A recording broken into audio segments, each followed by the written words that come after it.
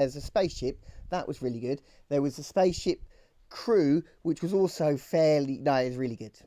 It was all right though, wasn't it? And then this one is about the captain, which I will tell you now is going to be a spaceman. And now you've seen it, you don't have to wait to the end. So you could go if you wanted to. But I will also explain how I made it, not why. I did a spaceman because spacemen are cool, and I thought I could be the captain and I could put my head on the spacemen. And I did have a big plan to photo scan my head, where you take loads and loads of pictures and then make a mesh of it. But A, I ran out of time, and B, I did one before and it came out a bit like this, which is me with a hat on, a mask on. I wasn't going to be good enough, and I ran out of time. So I did a spaceman like this.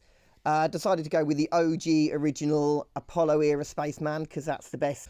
But have you wondered how you go from a concept in your brain to a real thing? Well, I've given you some sort of garbled tutorials in the past, so here is maybe one with a little bit more content and understanding of how you go from just nothing to thing.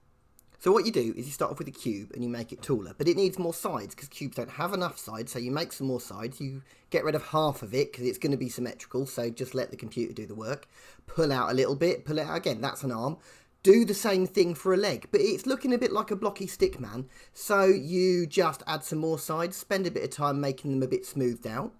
Then get a picture of a spaceman from the internet and then spend ages just moving the corners and making stuff circular and smoothing it out, which takes a bit of time. Adjust the proportions correctly until it looks like a true Astro Man, okay? Then we need a bit of time for the computer to do some magic. So you add what is called a modifier, which basically smooths it out and gives you even more vertices and details to play with, which then you can turn over into a whole sculpt mode thing where you can just draw on it with a pen to make the folds look like folds or whatever it is you particularly want it to do. Then you go on the internet and you download these things called alpha brushes, which are just black and white pictures that give you detail, and you use that over the top. And what that basically does is gives you skin or folds or brains or whatever it is that your model needs, and you just stencil it over the top, line it up, spend a bit of time, and then brush it over. You might need like a fancy pad thing for this, but it's all right, you can do it however you want, and do that a whole bunch of times all over your model, and it's done. Then you've got a fairly completed model. You add a load of extra details like pipes and vents and gloves, but it's all basically the same technique. But what you now need to do is, because what it's called is in a T pose, so you need to give it a skeleton, which people call an armature or its rigging. This is your armature, and you can basically use that and start posing. I've not attached his glove. Let's see if I attach the glove on that side. Yeah, there we go. And that's it. You do the pose. There might be a little bit of re-sculpting at the end just to get the sort of, because you can sort of get arms that will fold right through themselves and it gets a bit weird. But essentially, you can do that. What you could also do when you've rigged your character is you can upload it to a website called Mixamo, and they will do stuff to it and it will make your character dance like that. That's all right, isn't it? You know, that's what you get. It's fine. I mean, this is what they come out of the printer like. You'll see, I've printed them out in two sizes. This is the real size. That's your 28mm size. It's actually 28mm. It's actually 28mm to the eye level, which makes them really, really flipping tiny. So I've actually done a bigger one because taking photographs of really tiny things is hard, it turns out. So I've done that. So they've come out quite good. We've got one with the little computery thing, what's it called, the deck. One with the deck and a little shotgun thing. Twin little pistols and a big old gun. That's going to be me. That's me, that one. I've also done some bigger versions of the robots as well, because I don't think they showed enough detail last time because it was too small. Obviously now they won't fit in the spaceship, but that's life, isn't it? So that is my crew. That's it made now. What should I do next? I mean, there's drones and loot tokens, a robot, another robot, a thing for it to sit on, a thing for it to be behind. I would say leave a comment. Hello there, taxidermists and gentle peeps. This is Neil Woodman from Digital Taxidermy, and I am here with Martin from Under the Hot End, and we are here for another round of digital taxidermy gets under the hotend. Woo! Super awesome. Don't forget to Yeah. say hi to everybody in the chat. Hi Hi, in the Carl. chat. Hi, Carl. Hi Hello, Carl's Ragtag. there. Who else we Wicked. got? Hello. Wow. Nice. What a So, fortnight for Martin, me. been a little while. We've we had technical difficulties, we had life difficulties, but we're Oh, we've back. yeah, Woo! I've had all sorts of difficulties. But yeah, we're getting to some form of abnormality again, so that's nice. Just in time for me to go on holiday. So Yeah. holiday next week, so there won't be one next week. Yeah, Unless unfortunately, Pete, next week's gonna go amiss. unless you and Lucas want to do something or whatever. We I might mean, see if it's we can pull doable. something out of the bag. I'm sure we might make some form of mess that we can put somewhere. Yeah, I'm sure Lucas would do a better job than me at the controlling OBS as well. He'd probably do better. We might just put Lucas on his own. Yeah, there we go. Dance monkey. Yeah. Nuts. So we have had some time away, and in that time we have not been idle, have we? No, no, no, no. Other than being mental at work, as always, Yay. 3D world's gone nuts. 3D world's just like I needed like another me. It's just to keep up. Yeah, it's so crazy. I'm struggling literally to keep up with I'd say 90% of the people I'm usually in contact with now. Wow. Which is nice. It's nice. I like Yeah, because yeah, it means there's a lot of things happening. Which yeah. is good. Good. Lots of things in the pipe work. Yeah, and lots of things that are coming out that actually are really quite good. Nice. There's some really nice stuff coming out at the minute. From pretty much everyone, even the unexpected people are bringing out some really cool stuff at the moment, which is good. Which is for me, it's like dream world right there. Mm. Better to be busy, Ragtag. Yeah, yeah. I think there's a limit to that. You are right. You are right. It is better to be busy than to be sat idle because I tend to seize up. I'm getting quite old, and it starts aching if I don't do anything. What? But you live down where there's not a lot of like not coast. So surely like the sea air is like absorbing into your bones. I am made of salt. Yeah. Doesn't the sea 90% air make salt. you immortal or something? I don't know whether it's immortal or brittle. Brittle. Okay, yeah. It was one of those. Could be brittle. I'm not sure, but yeah, yeah. I mean, phenomenally for like first week in God knows how long I can remember. It has been baking down here. I mean, baking. I mean, my print house, I've been printing with every door and window open, which I don't do. Yeah. It's been that hot. Yeah. Um, I mean it's been a little warm. It it has been a has little been a warm. bit sticky. Yeah. I don't um, know.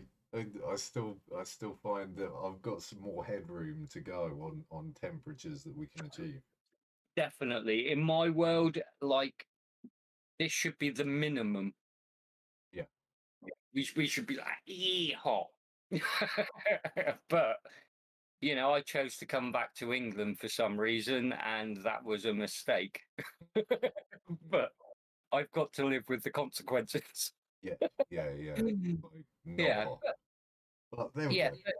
36 in the shed today. Yeah, it's been at least 36 in here most of the week, and work has been even hotter, if you can believe that. My workshop has been insane. Literally to the point you have to wear gloves to protect your hands, but it's so Wow. bloody you can't wear gloves. So yeah, it's been fun. It has been a fun week for sure. Mm. Um, But because I've had that little bit of time off, we have a whole medley of Yeah, we've got loads of stuff to get through tonight. we What's on the list approximately? right. We have one, two, on. three filaments to go on said wall, which we can do really easy. Three filaments. That I've tested. That's not all of them. We got more to come, but we got 3 today. We've got a brand new filament that's been released that I managed to acquire. That's not PLA. That's So that's not good. PLA. What? That's not PLA. What witchcraft are you talking? This sounds like devilry to me. Wow, it's sort of like PLA, but it's not PLA. Oh, this is no. Shall we go into it? Shall we go there? Shall we? Shall we? Right. I spoke to my friends over at Yusu. Yusu. And it comes in this lovely box, and it creased me up. This is the best box I've ever had from any filament ever. When it turns up. Life was like a box of chocolates. You never know what you're gonna get. Nice. That made me chuckle. And then tonight, we cracked it open. And that made me chuckle even more. Nice. They should have put "Scat Happens" on it. This is what you're dealt. Well, yes. I mean, if they were following through on their thing, like the Forrest Gump quote, he also did while he was jogging coast to coast. He did the "It Happens" bumper sticker, didn't he? Yeah. Basically, this I like this box already, and I've not really dived into it. I literally opened it. It gave you those happy joy feelings. Yeah, I opened this like literally while we were setting up, and I was just like, "This is so cool. It's cute. I like it." So I'm hoping it's really good. They give you a funky card to give it a thumbs up or a thumbs down. So thumbs down, we go thumbs up. Nice. And it gives you all the contact details and how to resolve your issue, which is really nice because you don't usually get it. So you've got to troll Facebook and everywhere else to try and resolve things. That's quite cute. I like that. Yeah, nice. That's a useful way to interact with your customers. Well, at least you're telling them what to do. Mm-hmm. It's nice that both options come clearly embossed on the card as well. And you get a nice thumb. You get a nice thumb. The other thing you get, which is really nice, oh look, have a nozzle. Yeah, we like 3 nozzles. We like that because they know. How standard are those nozzles at the moment, though? It's a Mark with 5. A lot of the new hot ends and printers on the market. Yeah, this is the thing. The majority or the benchmark is a Mark 5 hot end. Is the benchmark for most printers. The majority, which that will fit. Yeah, and the MK8s and the MK8 exactly, the Mark 5, all that side of it, that will fit. When you go to things like the 3D, you might have issues. Some of the older stuff, you may also get issues. I'm not entirely sure, but I think Cruiser might use a different thread pattern, possibly. Not entirely sure. So far, I've struck lucky. I would say 90% of my printers are all this. Okay. Winner. For me, that's a bonus. It means I don't have to run out and buy a shed ton of extra nozzles and all the rest of it. Different nozzles for different jobs. Machines. I mean, I've actually got 2 boxes. I actually went out in the end and printed 2 nozzle boxes because I was getting overwhelmed with the amount of nozzles I had. All different sizes, hardened, normal, Jesus, titanium, all sorts. So I printed nozzle boxes, and then life's too short, man. Life is too short, but I was getting pissed, rummaging through bags looking for the fucking right size nozzle. You know, like a a 0.2 or an 8 or. Yeah, So I but thought, at no, that point, what you do is you just put all them in a bag. You buy yeah, some fresh bags off of eBay and you sell a picking bag on yeah, but eBay of I 2 kilos of nozzles. I tend to my enclosures are pretty much laid out. Although at the minute the filament one's absolutely messy as hell. But I usually have everything laid out. So when I do a strip down, I can literally pick up what I need with my eyes shut, and it takes me in the end 5 minutes. Yes. You know, I used to do it where I used to just chuck it in a bag. It used to take me longer to find the bloody nozzle I wanted than it did to actually swap everything. So I printed a box. Call me lame. I don't mind. But it's working. So, but yeah, I printed these boxes. I thought, yeah, winner, all my printer nozzles in the same place. Woohoo!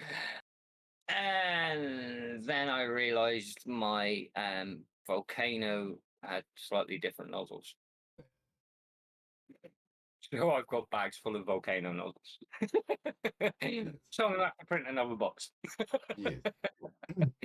But hey, that's for another issue. That's another show. Mhm. Organising your nozzles. Do you do Yeah, it organise your by nozzle. band name, date of manufacture? Well, I quite like them, to be honest. Killing the place, but to be honest, they were print in place boxes. They were quite funky. I have got others, but these are my main ones. And it has them all laid out 0.2, 0.4, 0. It's handy. I like it. I I need can take 2 it. jars. I need 2 jars. 0.4, 0.6. 0.4, I've got another one that's 0.6. 0.4. I have got another one that is just purely 0.4, because we all need lots of 0.4s. All So of yeah, them. do any of you live near a Audi? Yes, I do live near an Audi. They're about 5 minutes up the road. Ragtag, yeah. So anyway, that was the 2 parts that were a bonus. And then you get this really nice clear spool. And I like that. You can see how much you have on it and cry when it's at the bottom.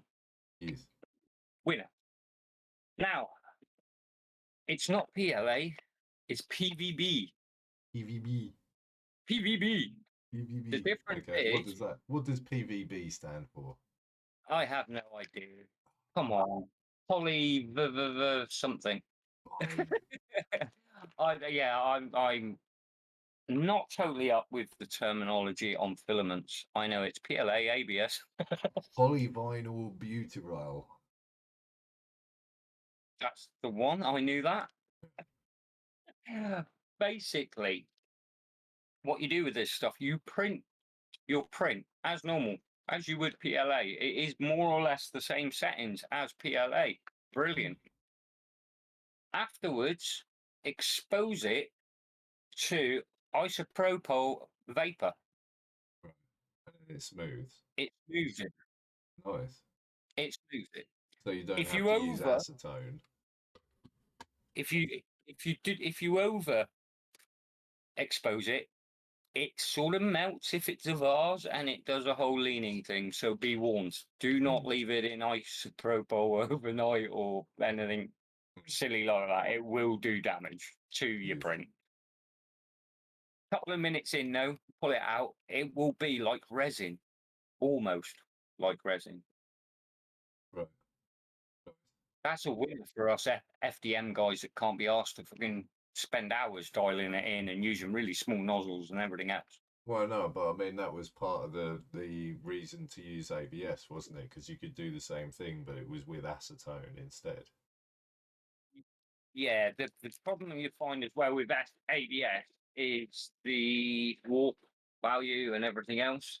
Is the what? So the warpage. Right. So ABS does easily warp as it's printing Mhm. because it contracts quite a Shrinks. lot. Yeah, yeah. This has a very similar principle as PLA, so it's less likely to shrink and warp on you, which is a winner. Okay. Absolute winner. So over the next because you're off next week, over the next couple of weeks, I'm going to print lots of random stuff with it. Probably Nice. scenery, because I've got a whole scenery thing going on. You do have a whole scenery thing going on, yes.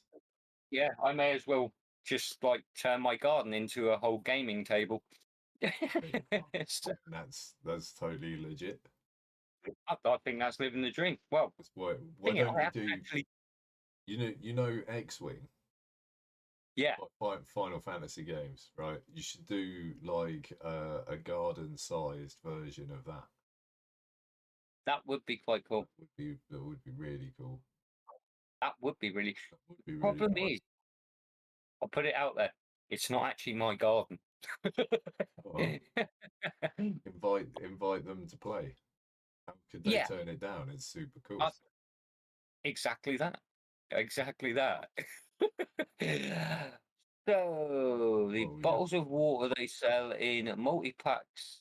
They use MDF wood between bottles, and it's perfect for enclosures. Nice. Yeah, nice. Top Good idea. dumpster diving tips. Nice. I like that. Yeah, good idea, mate. I mean, for me, enclosure wise, yeah, I've got to cover that sort of as we go on this. On the What's UC. the melting time of PVB? Melting point. I think it is very. This is very saying the large. melting point is 150 degrees Celsius. Is it because? See, they haven't. That's a bit bizarre. On the box, there's not a lot of info on temp, believe it or not. So that's a bit of a downfall. Hang on. Box is awesome, but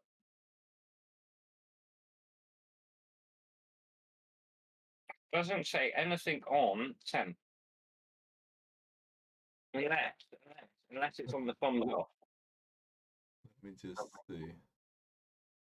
Yeah, that's a bit of a flaw, because like literally on the roll and the cards they've got in here. Oh, That's not working at the moment. oh, hang on. No.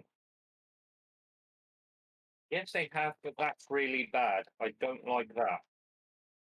What? On their black roll, there's writing there, and it's in black. On a see-through sticker. It's actually 190 to 220 with a build plate temp of 60. So it's exactly what they put on PLA. So that could be good. I'm looking forward to this, and I can't explain how much, because for the likes of me, basically, I've always wanted resin printers. There's a lot of reason why, because I do so much of painting. If I can get a resin quality, it makes it a damn sight easier. I haven't got to sand out loads of lines and do a lot of post process. Dial it in better. Lower your layer count. I know. I mean, my ender. Come on. Yeah, absolutely right. You know, you saw a lot of people for about a year polishing their Mando helmets. Yeah. He's just like, come on, dude. For me, I mean, the want for a resin printer has been so stupidly strong for such a long time. It's incredible. The issue I've got is my wife really isn't good with resin. Yeah. Resin printers are better for sure on a lot of things, but when you print the amount of stuff I print, I would eat resin so quickly I would cry. Well, yeah. I mean, I like do. that's just the thing, isn't it? It's like if you're I don't know how much the reservoirs hold, but if you're not printing off an entire print bed of stuff, what's the point? And then an entire Yeah, print I bed mean, of stuff we use what a fifth, a tenth of a liter, well, so you I get think, like 10 prints out of a bottle, if that. yeah, I think mm, the Anycubic X, like Lucas showed last week, holds about 500 grams of resin, which is Right. a big bottle. Well, to be honest, I get through 3 kilo maybe some weeks of Uh-huh. PLA. Oh yeah, yeah. You'll easily be up into like Virgin 120 resin. pounds worth of resin a week, a month, Yeah, easy yeah, peasy. I'll be killing it. Yeah, yeah. But the quality, the end quality on resin for me, unbeatable. But this could be a game changer, to be honest. This could be, for me, this could be a real game changer. Because if I can get a super smooth finish using PVB, Yeah. I can get my ender down pretty damn So small. it's gonna depend a lot on the model itself. Like for smaller models, I would Yeah, say you're basically gonna get rid of all the detail. Um, yeah. like You'll lose a lot of surface. yeah, like I Um, was just looking at what cement, um, and they were saying special materials suitable for printing lampshades, vases, jewelry, and other design parts. Main advantage is solubility in isopropyl alcohol that allows produce models with glass-like surface. Thanks to its low warping, PVB is suitable for printing large models. Quite Ragtag, good. yeah.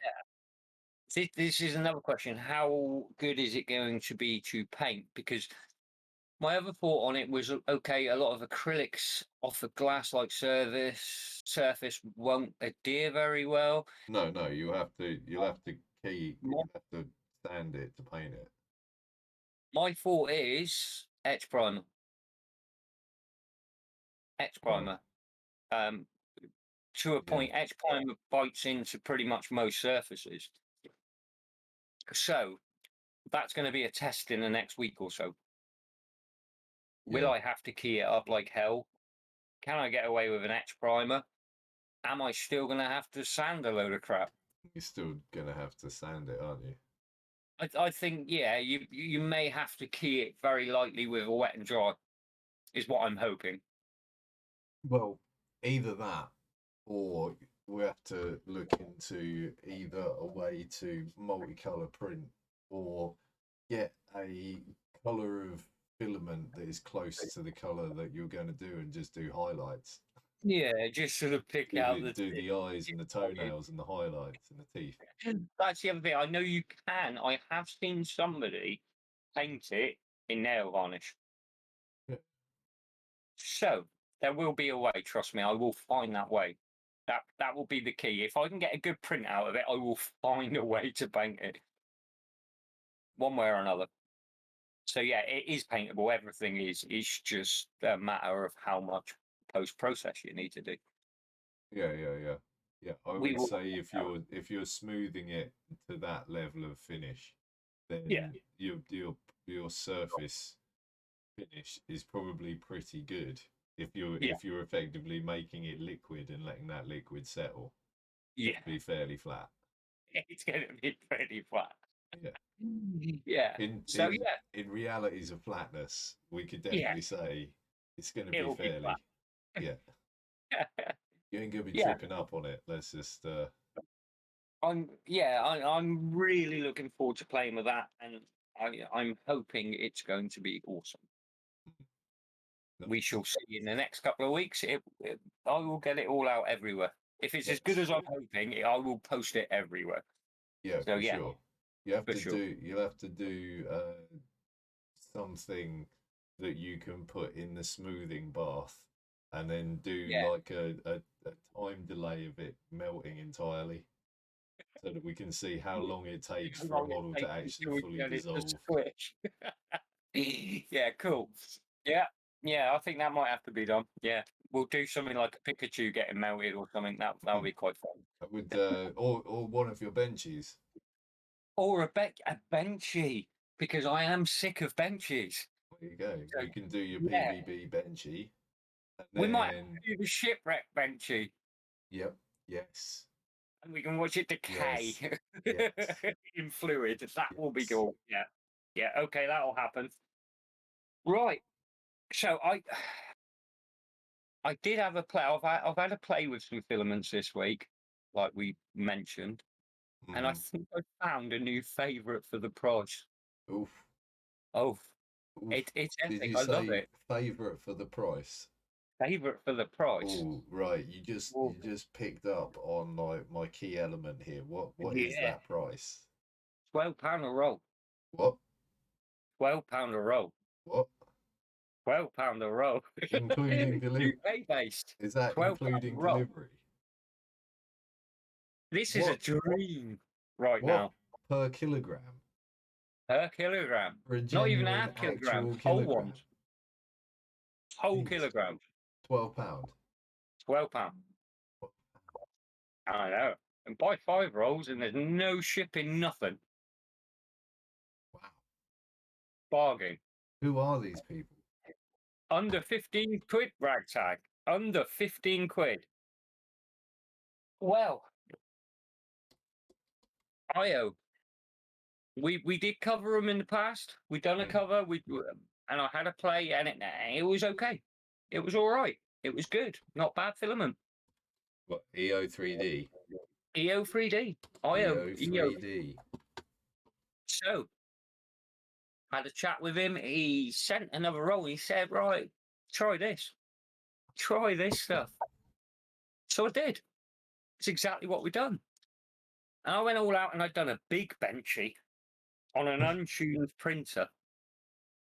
It's got jewels and that's off the Hornet, fully untuned. So if it was straight out the box, Can I say the thing? set, We're going to need a bigger boat. you're gonna need a bigger boat. Oh, there you go. We are gonna need a bigger boat, people. So I was that impressed. I thought, okay, we're gonna slap this on the ender just to see. Just let's see. Oh my god. It is awesome. Seriously awesome. I've got something in the pipeline at the minute that I'm working on. I'm doing a bit of a kit bash. Half of it's printed out of this, and half of it's printed out of one of my other favourite filaments. This is kicking its ass. And how much is that? £12 a roll. £12 a roll. Oh. Let's put it like Oh. this. The other filament is £18 a roll. What I want to know is who's doing £10 a roll. Is there anyone doing £10 a roll? Who is doing £10 I a did roll? find somebody a touch cheaper than this at the moment. Yeah. But I think it's a promotional. I don't think it's going to stay that way. So we can't compare it on that way. No. But this, for me, now has just taken my lead. I will be using this a lot. Right. This is great. This is great because cheap doesn't have to mean bad.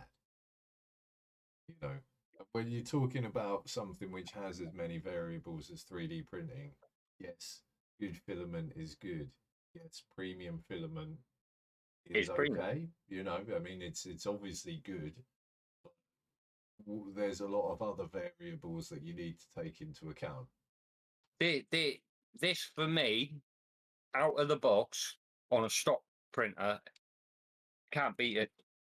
Absolutely awesome. Where have you seen that, Carl? Where have you seen 1099? Come on, throw some names out. Let's go. Does mean better value for money, mate, because I can buy 2 rolls of that for just over the price I usually pay on one. Yep. So that's 2 kilos for the price of one. Yep. It's actually I about 1 3/4 kilos for the price of one. Yep. That's a bargain for me. And the colour, I'm actually pleasantly surprised. I really don't like green. It is my least favourite colour in the whole for of a the tenner, universe. if you can do them for a tenner, right? I'll buy it all day long. I'll buy all of it For a all day tenner, long. I think at the end of the month I would be skinned. But no, I'm not a fond on green. I'm really not. It's not my cup of tea at all. But this I actually quite like because it reminds me of Kawasaki green. Nice. The old it's Kawasaki kind of green. like a teal, isn't it? Yeah, it's not in your face. It's not going to blind anyone.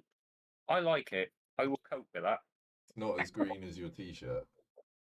This is apparently yellow, but it definitely looks green. Definitely looks green. Definitely looks green. Thank my daughter for that. Nice.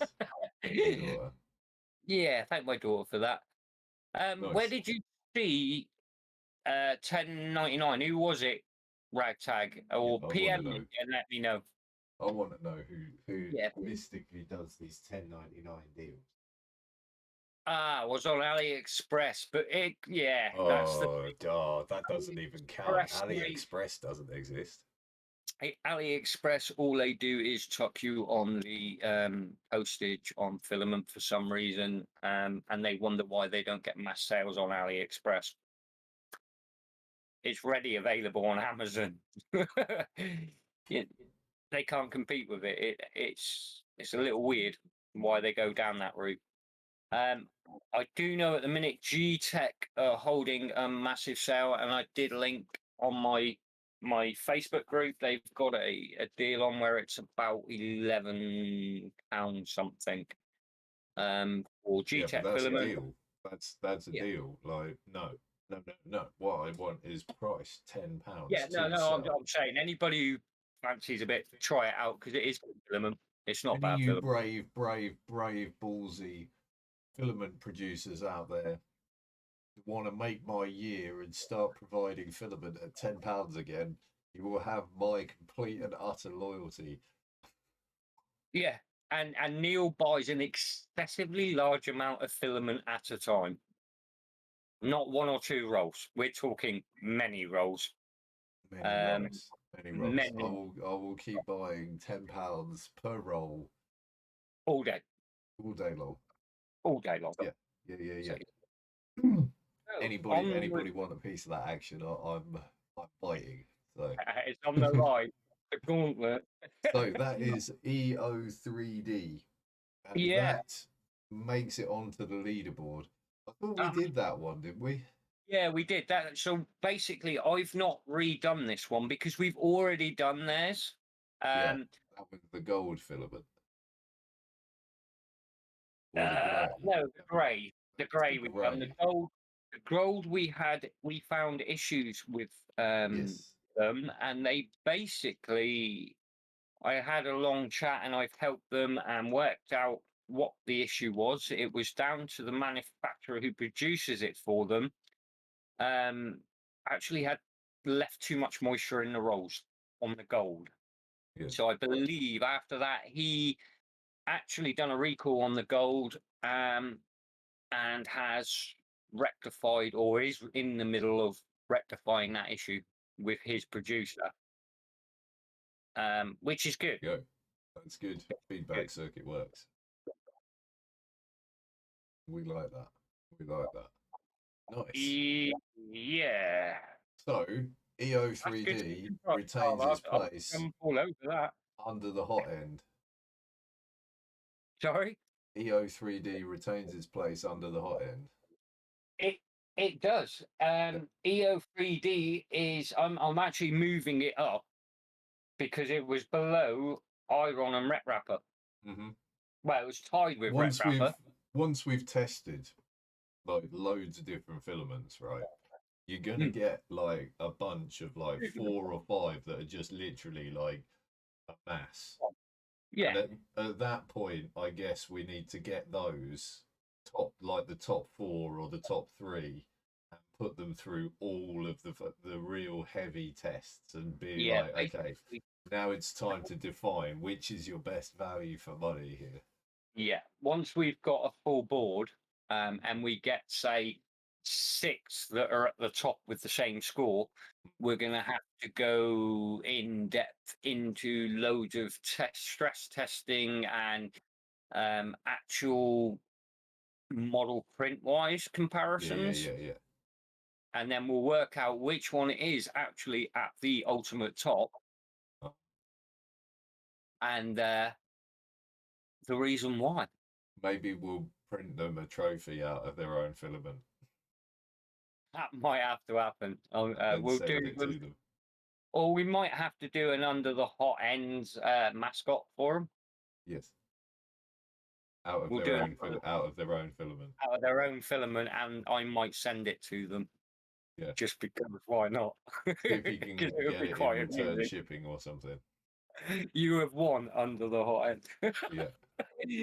But yeah, that would be funny. Yeah, Carl, I think I would certainly stay away from that deal you just sent me, mate. That's all I'm going to say. Yes. I mean, AliExpress might give you a price, but the price on AliExpress isn't the price. It's not right. You know, there's a price, and then there's the price, and the real price is not the price that's price. And, yeah, and you've got to have like deep pockets for their real price. Deep pockets.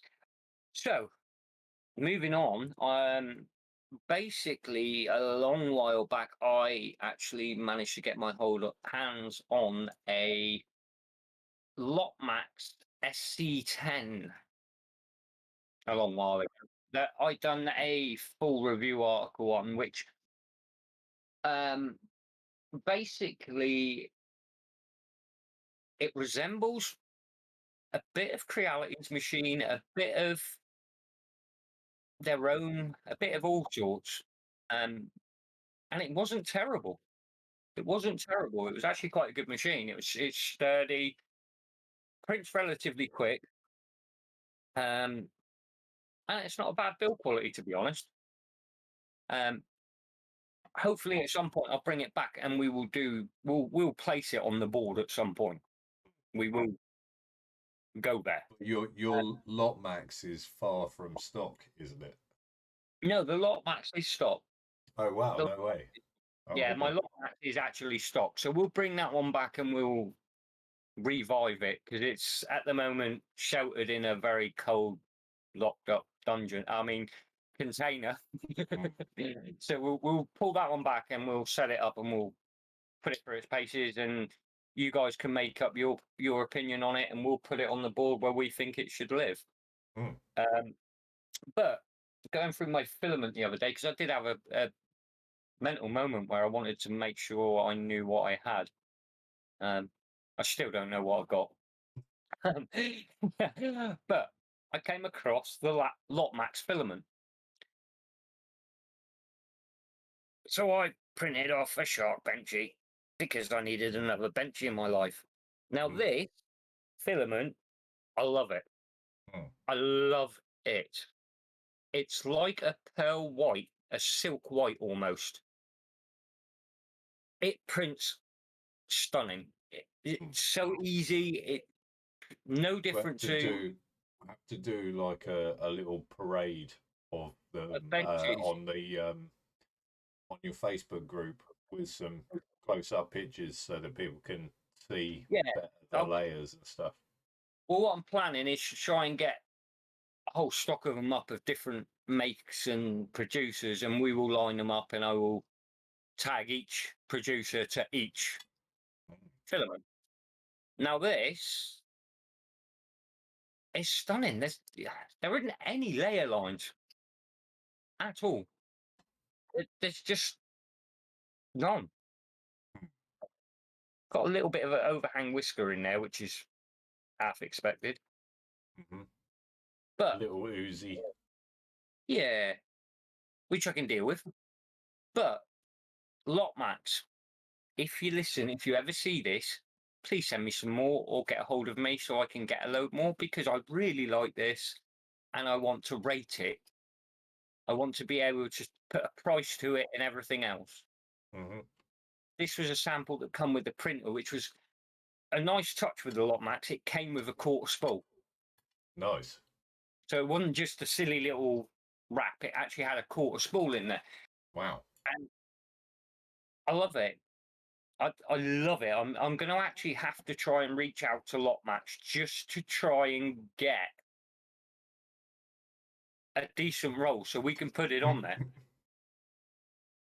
Yeah. So yeah. So how old was that roll of filament as well? It wasn't open. It wasn't open, so that was fresh straight out the box. Right. I got it about Jesus, a little while ago now, 10 months ago, when it first released the Lot Max. When the Lot Max Shark come out, that's when I got my SC10. It should have been a Shark, but I got the SC10. Right, gotcha. There was a bit of a misunderstanding. I ended up with an SC10, but I'm quite happy because now I found a really cool filament that I want to play with. Mm. So I There you will be go. contacted. That might be my tool. That's not a Benchy anymore. That's your white whale. Yeah, it's my white whale boat. So I'm gonna have to find that. Oh, so funny. So I put the Lot Max. I rated it anyway on what I had. I can't do it on the price side, hence I cannot put it up any higher because if it's stupidly expensive, it can't be a 5. 25 quid bargain. Bargain. I'll have 10. Bargain. Not really. 2 and print out very small things. Yeah, that is big. I'm giving it a 4.5. If it's cheap, that might go up. If it's really expensive, it might come down a bit. Lot Max, it's on you. 10 quid a roll, that'll be a 5. 10 quid a roll. 10 quid a It'll be a roll. 6. I'll be buying it. Yeah. Jeez. 10 quid a roll, it'll be a 6. Including postage. I'll keep you posted. Or free delivery for any orders over 10 kilos. Yeah. Any orders over 1 kilo would be a bonus. I mean, that would be good, but you know. Oh, right. So the last one I've done this week, benchy wise, because at this point I couldn't really face another benchy. I had other things to do. Benchies were not on my list. I did do the end of series Creality Filament. Now, for me, it's given. I love this stuff. I've gone through acres of end of series filament. Yes. Now, Creality say it's not their higher grade filament at all. The CR series is higher again, and then you've got the HP filament, which is even better. This is their rock stock 2 smoking barrel filament. I think I last purchased my last load. I think I had about 4 rolls, were around the 13, 14 quid mark. It was massively expensive. It's epic. I love it. A lot of the stuff I test, I actually do in this filament because it's just so goddamn reliable. So any of digital taxidermy stuff I test is out of ender filament, unless I'm out and then it's Iron or whoever comes to hand first. It isn't the cheapest on the market. It really isn't. I like it because I know where I stand with it, and my ender's actually got a profile dialed purely for it. There you go. It works. It does what it says on the tin. It's white filament. It prints well. I know if it fails with this stuff, there's something wrong with the design.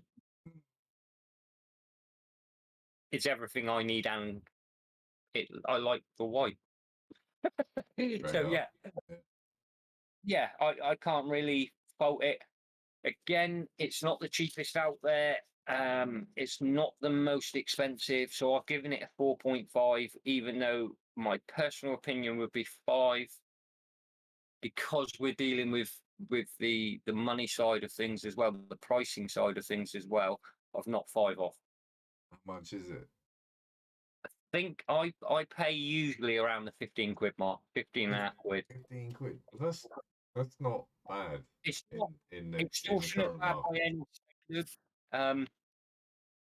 If you look on the like you just mentioned there, Ragtag Comgrow, which not my favourite place in the world, but they do hell of a good deals on Filament. They do brilliant deals on Creality Filament. And Creality also have constantly got promotions on. Creality Filament coming up at like cheapest I can see is, oh no, hang on, what we got? There's somebody here, $15.99 on eBay's. On eBay's. You've got Amazon's. There's a 1737. What is that, Neil? Is that the CR or the Ender? Ender 1 kilogram. So it's the Ender series, yeah. Yeah, Ragtag. The Creality Filament through Comgrow is actually based in UK. Right. So if anybody actually wants to get some from Comgrow, it's worth having a word with Susu, who runs their accounts or sales side. Basically, find out if it is shipped from the UK. And what I generally tend to do is go direct through Susu, who sorts it out, and the postage is usually free. Nice. But yeah, worth giving her a shout, because some of the prices on their website and everything else are mind blowing. The price of the part is actually really cheap, and you're like, yeah, brilliant. And then the postage is like 40k, and you're like, yeah, it's mad. I don't know why they do it that way, but I would have a word with Susu. She will look after you. Tell her Martin said do the best deal. If not, he won't like you much anymore. Yeah. Okay. Do that. Do that. Yeah. Tell her that. I don't mind. She knows as well. She knows. She knows. So, what have we got next on the agenda, eh? I don't know, but I've just seen that. Nah, this has got to be a. It's got to be a mistypo on that one. I would basically, if you've messaged her, Carl, I think you'll find that's a total mistypo, because there's no way in the world it's that price. So next up on the agenda. Why we're on the filament Brandon. Me. No, Carl, as in Ragtag Carl. What we're going to do next, I got from Sunlu. Oh, I've got one too. You've got one too. Yeah, I've got one too. The lovely people at Sunlu. One of these. The good people at Sunlu, who didn't send us these for free, who actually didn't send us these for free. We picked them up. We did get a deal, but it was definitely not free. Like the good people at Sunlu have hooked us up with these sweet driers. Sunlu hooked me up with this 3D printed rims in there. Mine's a bit different. Sunlu hooked me up with this one because I've talked with Sunlu for a long time. What? And that's how you got your good deal. No, this was before your good deal. So. Okay, so Sunlu have sort of provided freebies for this review. They sent me this one, and then they sent me an offer for my team. Nice. Well, this is how full disclosure works, people. Full disclosure. So as you know. Oh, I love these. These are the best things ever in the whole history of the world. They're quite cool. I mean, I've never Don't used lose the one. rubber bung. Do not lose that rubber bung in the front now. What So the rubber little band? rubber, see there, right next to the green sticker. Oh, Yeah. you've already lost it, haven't you? Yeah. Pull that out. Oh, no, there's not one of them in there. There was. You opened it. That's a block for the holes. Okay, don't worry. Right. Okay. So, basically, the reason I love these, I test and I check lots of filament. Basically, like the roll I had from EYO that was super damp. The way I Yes. found out it was super damp was this beautiful little box. So, oh, okay, they've changed them. This is new. Well, that's better. You get Teflon tube Nice. stuck to the lid, little bag. Yeah. Yeah. See it Now, somewhere. basically, the idea with this is the filament passes through the plastic holes in the box. Mm. So either here or at the top, there's one. Yeah. You put these inserts in, it stops that from wearing. Yes. Originally, they didn't do this. No. Well, that So was an instant concern. Yeah, over time, it was wearing them out. Yes. Now, if you're like me and you looked at it, took one look at it, and you were like, that ain't going to work. I actually tapped, the Bowden tube connectors. Mm. I tapped one of them into there. Put me Bowden in, direct into my extruder. Job done. Never had an issue with it. A lot of people makes sense. get egg shape out. It ended up egg shaping quite badly. So I like the fact they've actually listened and they've changed that. That's great. Well done, Sunloot. That is. I'll have a look for mine. So basically, what you've got inside, you've got two rollers. That's all you've got. You slap your roller filament on there. Sits on there. Shut that down. If you've kept your bung, unlike Neil. Yeah, I mean, you put your rubber literally. I don't have that bung, and I don't have the bag of Teflon bit. liners. I will keep looking for them, but There might be your polystyrene centre, Neil. Behind you. They might be in there. They might be, but they're not. But they're not. Okay. They're not. Well, no. I'll send you a Teflon ring. It's fine. So basically, you take that inside here. Inside here, you've got your power supply, which, unlike Neil's, mine is the UK power supply. What? Mine's a European one. So Neil's I have an adapter plug on the way. Yeah, I mean, no different. Exactly the same. Basically, you take that, you plug it in the back of your heater, which we will do in a minute. And the nice thing with it, it's got a full LED display touchscreen. As you Not touchscreen, there's buttons.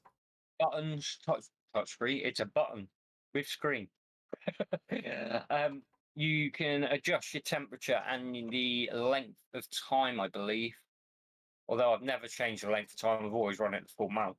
For my PLA, I run it generally at about 55. I generally have it on 2 hours before I start printing.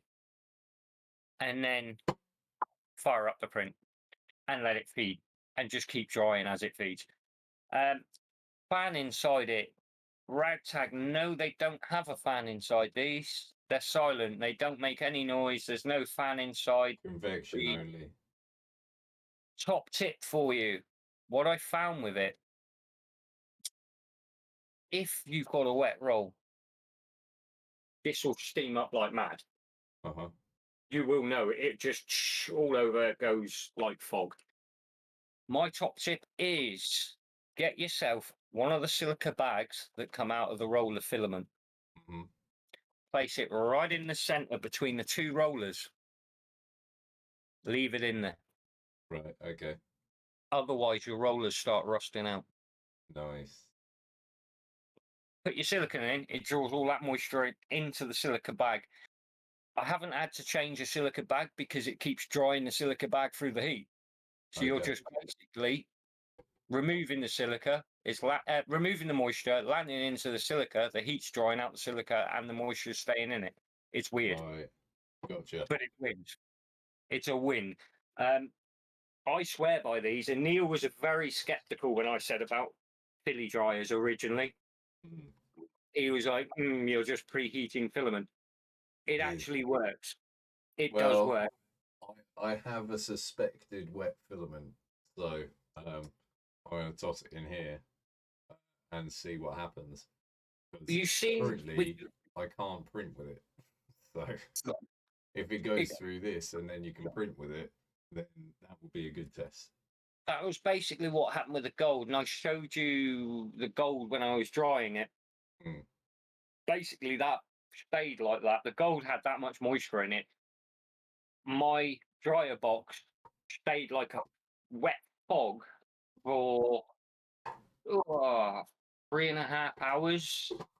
I then turned it off because I wasn't printing, turned it back on the next day, ran it for another 2 hours. I did get a little bit of moisture then.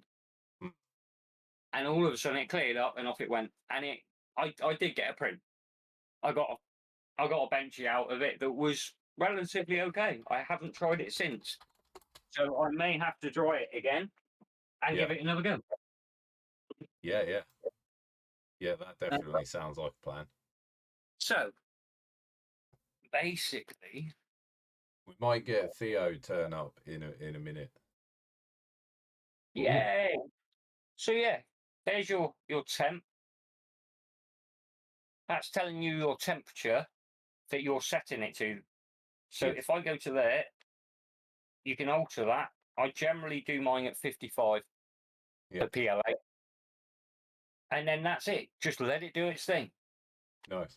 What else is it good for? Like, can you use it for things like cooking? Can you make toast? I've not yet experimented enough. I think you probably do. How hot will it go? Let's find out.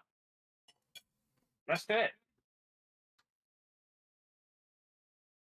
It'll go to 55. 55. It only goes to 55. That's the highest it will go. Wow. Okay. That would be why you do it at 55 then. Yeah, but if you go through the manual that comes with the filament dryer, there's not a filament they recommend putting on higher than that. I'm guessing because you're actually going to soften it. So, I mean, generally they're saying between 45, for the most part, it's between 45 and 47, 48. For PLA, for HIPS and PC, they say 50 to 55. Tim Allen always says that the best tool for the job is the most powerful one. Yeah, so, the higher you can rack that bad boy up, the better. Yeah, exactly. We want to get it to like 200 degrees. Yeah. I tell you what, your plastic will be dry in no time. Why have you got it on for 2 hours before you print? You could just put it on 200 degrees for 5 minutes. Yeah. Winner. You might not get a print out of it. Exactly. It'll be dry. Exactly. So yeah, that was that little beauty. Anybody thinking about a dryer or who's not had a dryer yet, contact Sunloop because I religiously swear by them now. In the winter, especially in the UK, because the amount of moisture content in our winter. And if you've got lots of rolls lying around as well, they can really back up, and absorb that moisture. Well, what I'm finding, the more we're doing these filament tests and things like that, I'm actually gaining lots of filaments. But because I'm having to do the test, I'm not using a full roll before I'm opening the next filament. So I'm ending up with 8 or 9 open rolls that have got maybe 50 grams out of them. Those are rookie numbers, man. Rookie Pump numbers. those numbers up. We got to bump them right up. But it means with this, I'm not overly worried. Because if it does get a bit of moisture in the next couple of days, I'll bang it in there and off it'll go again. Not a problem. Nice. Yep, So, yep. well worth it at the moment. They're doing Amazon deals. They are promoting these like crazy. Have a chat. Hop onto Stunloon's Facebook page. They're constantly posting. Message them. They will look after you. They're actually really reasonable to talk to. You'll probably get a good deal out of it. And it will be here within days. I mean, 4 days tops, I think. Yeah. So, yeah, well worth it. Anybody thinking about it, dive on one. Nice. Definitely. Yeah, So, no, that sounds good. So Theo is arriving, maybe. Possibly. I'm going to knock this off. Live sound and visual test. Right. So I've got one more that I'd like to go through before we jump onto the main event. If we can. I mean, this is a pretty main event, but it's not our main event. It's not the main event. Not this week. But it will be. Heads up, people. This will be a main event in a few weeks. So I've been talking with our friends at Revo Point for some time. Dun dun dun. I know Carl's interested in this one because he's all over them like a rash, which I can't blame him. I was the same. Now, Revo Point. I'm containing my excitement until I see results. I want to dump the resulting mesh into VR and take a look at it. There's been a good live stream. I don't know whether it's on tonight or it's going live tomorrow. Watch it. It's a comparison on the Revo Point against the Creality scanner. Doesn't matter. I just try them out, right? Right. I would love to, but Creality won't send me one for some reason yet. But they both have very strong points and some weak points. Opposite weak points to opposite strong points, believe it or not. Yeah, I mean, it just quite simply comes down to the cost per quality of 3D scanning. Yeah. Versus the consumer market. That's the important thing. Yeah. It's the fact that it's consumer market technology, not industrial. Exactly, yeah, exactly that. The price tag represents a massive change. So until I see the quality of the scannings, I've been very, very reserved. No, you've been highly reserved. Yeah.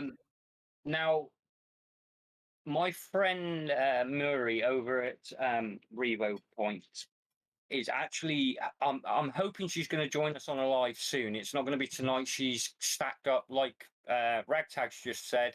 She's got a live in 10 hours, and over there now it's around 2 in the morning, 3 in the morning probably by now. So she couldn't join us tonight, unfortunately. Bloody part-timers. I know. I said, look, if you want to be the best, you got to come play with us. There he is. Catches the worms. Hello. Hello there. How is everybody? Hi. How are you doing? Very well. You have the worst connection. Do I? Oh shit! I better move closer to the hub. Balls. You are all over Revo Point as well, Ragtag. I know. I've been watching. I see everything. Is it any better if I sit here? I don't know. You stood up. What? No, sit down now. There we go. Hurt my foot.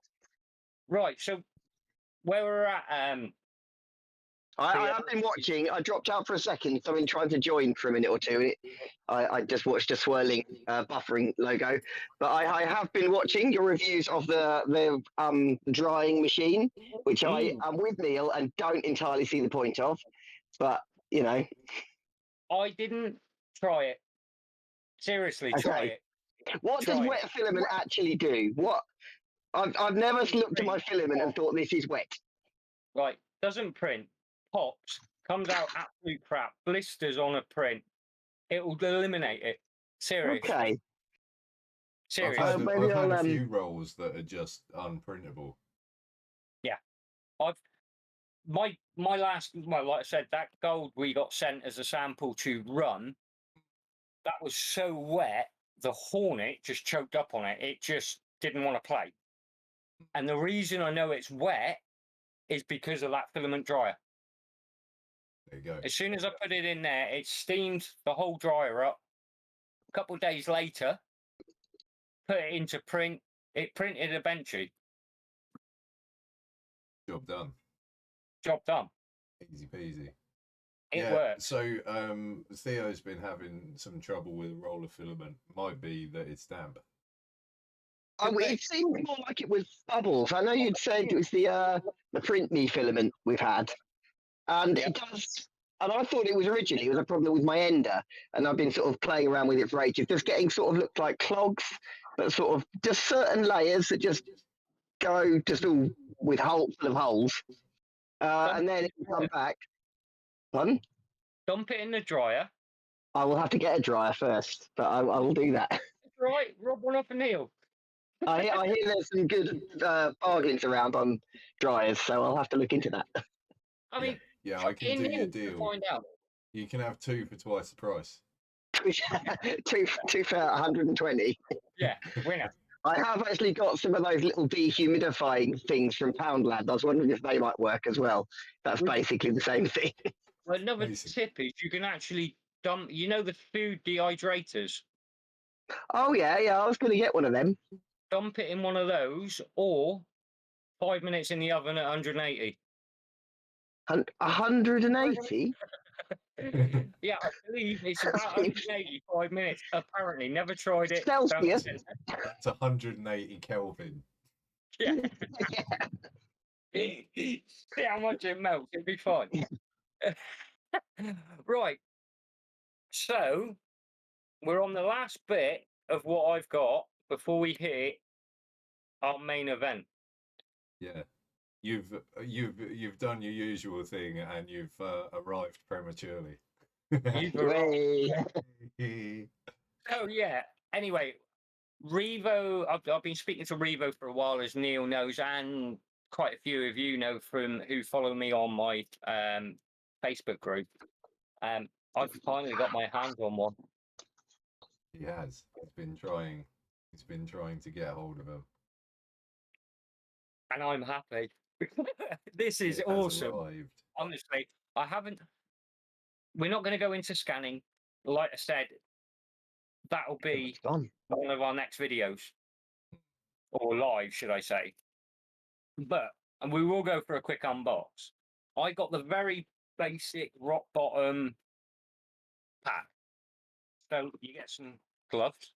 Always Yes. need gloves. They send you a scan, right, or a print, a resin print. That's to actually calibrate your scanner. Oh right, okay. So it's an original scan from Revo Point, and then they have it cast, but they use it as a calibration tool. Nice. And I like it.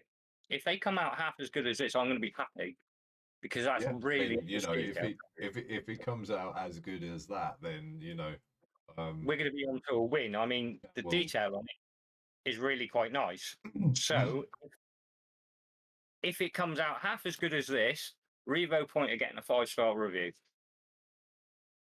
Yeah, even though I haven't, you know, if it reproduces exactly what's on the tin with no steps in between, then it does the job, right? Done it. I actually brought the phone cradle for it. The reason is behind it, you can run it through your phone or through your laptop or PC. So if you want to go mobile, Yes. you're kind of better off on your phone. Yes. So I thought, I work in a place where the Wi-Fi is pretty poor most of the time. Yes. So it might be a good idea from mobile. Yes. So that was the thinking behind that. And it was about £10. Okay. I am You know. very interested to get my hands on the meshes that this creates and see what it can produce on the other end of a print. Yep. You get loads of sticky spots and some blue tack. Yep. It worries me when you get creating a grid. a zebra. Yeah. No, basically what it is unlike most other scanners out there, the Revo Point has an unlimited size. So you can scan unlimited. Yeah, as long as you've got enough memory. If A, you've got enough memory, and B, obviously you ain't going to scan, say you wanted to scan a skyscraper, you ain't going to manage to get round that in a day. So you put these as your finish and start points. Yeah. You create reference grids and stuff. Yeah. Yeah, so you pick up next time. Yeah. You can buy more of them from them, but you actually get shed loads with it. So what a win. Could you just print them? Are they just little circles? Is there a little sort of pattern QR thing going on there, or you know? I mean, in theory, you should be able to. I think you can print just out your print own. them. They're just like a shiny sticker, black with a white dot in the middle. So yeah, I think you'd manage to get away with just printing them on some sticker paper and make your own, save you a lot of pennies, especially in shipping. Because Theo has played around a lot with photogrammetry. Photogrammetry. Photogrammetry. Yeah. And that's a similar thing. Well, I suppose it is. Yeah. Well, no, that's LiDAR, isn't it? It's like what he's got there is like LiDAR. It's the laser. I missed my internet. Speaking of bad internet, my internet dropped out at the beginning of you introducing this product. So I'm not entirely sure what it is we're talking about here. So. Basically, I give you a black sheet as well, is the other one. Basically, it's Revo Point's 3D pop scanner. Okay. Yeah. So to look at, it looks a lot like a Connect to a degree, except for a little bit posher. It's got a funky connection thing going on in the back, which isn't a USB and it isn't a phone charger. It's a mix. Mm-hmm. It's quite a unique lead that comes on it. Yeah, it's got like a U angle. It's like a PCI, but it's like a joint connected. Yeah, it's like a conjoined twin of a USB connector. It's like one tried to make with the other, and that's what come out. It's like USB Quarto. Yeah, it's USB weirdo. But open your lanes.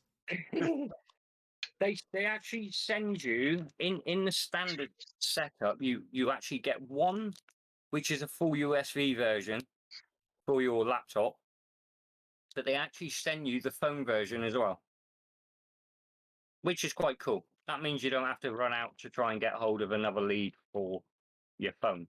Well, I would kind of hope that they do supply that. It's only nice. Yeah. I am not a fan of people that sell a basic kit. Then it's like, here, buy this cable to attach it to this, buy this cable to attach it to this, buy this cable. Just supply what you need. Yeah. So does the phone handle all the processing of the whole thing then? Or do you have to eventually connect it to a computer to do the heavy lifting? What comes with it, you get a funky USB key, and I've taken that out and forgot to put it back in. It's really quite nice. It's a full metal one, but it slides straight in. There's no casing. It's like a full metal USB slot in. Which spun me out at first because I thought, why have they sent me a key ring? And then 20 minutes later, I realised it was actually a USB because I was being simple. Basically, you put that in, and it has the program for the PC version. If you go onto your app store from your provider, whether it's Android or Apple, there is a Revo Point software on there direct for your phone. Nice. So your phone should be able to process the majority of it. Nice. Unless Okay. it's obviously a super huge file, and you'll probably want to put it on your laptop or PC. So yeah, in theory, it should run it off your phone. In theory. That's pretty good then. Yeah. I'm excited to play. I'm excited to play. So I'm interested to see the meshes.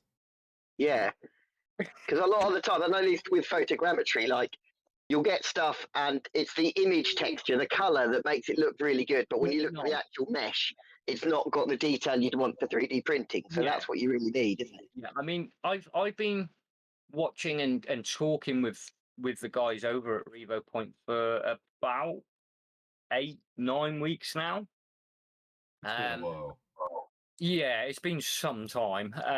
And they do a lot of lives, and they do a lot of scan workshops so people can interact and see.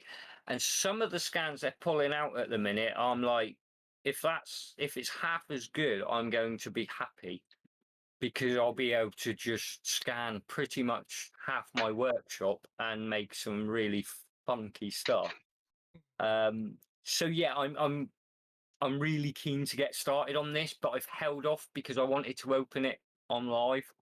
Yeah. So I've been like, I really want to get into it. This week's been a killer for me. This last 2 weeks, because of what went on in my home live, I couldn't do last week's live, and I already had some stuff, and I'm like, then this week will come in, and I'm like, I've got to still wait another 4 days. I'm like, why? So it's finally here, and I'm quite happy because now I can play all weekend, and you lot will get to see next week. Yay. That's good. Looking forward to it. Well, Yeah, you won't. No, I'm not here next week. no, but I can start putting some posts up, Neil. You can, but I can't see the mesh. No, but you will be able to when you get back. Yeah. So it comes with a funky little. It looks like a selfie stick, but it's actually opened out, and it's a tripod. Yep. So that mounts straight into the top. You just screw it in. What's the feel of it? Metal or plastic or what? It's metal and plastic. Metal and plastic. Yeah, so you've got like the anodized metal in red. Yep. This is plastic with like a metal locking mechanism inside it. Mm-hmm. And the feet are like really like a injection molded, I would say. Yep. It's got like a plasticky, rubbery texture to it. They put plastic on all the breakable bits and metal on all the bits that would never break. Pretty much. Pretty much. Well, no, because all that top end, other than that plastic casing, it's all the bottom end that's Yeah, but it's the plastic. casing that matters. No, that is just a cover. Oh, is it? Casing cover. Yeah, because you've got a ball joint in a metal socket.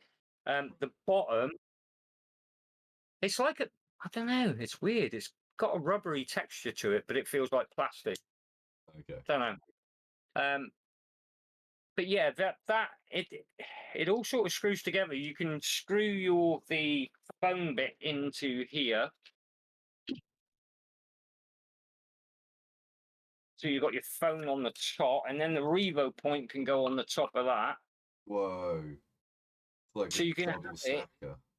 It's a double whammy, and then basically you can have it as a walk around stick as well, watching from your phone. So I thought that was quite cool. That is cool.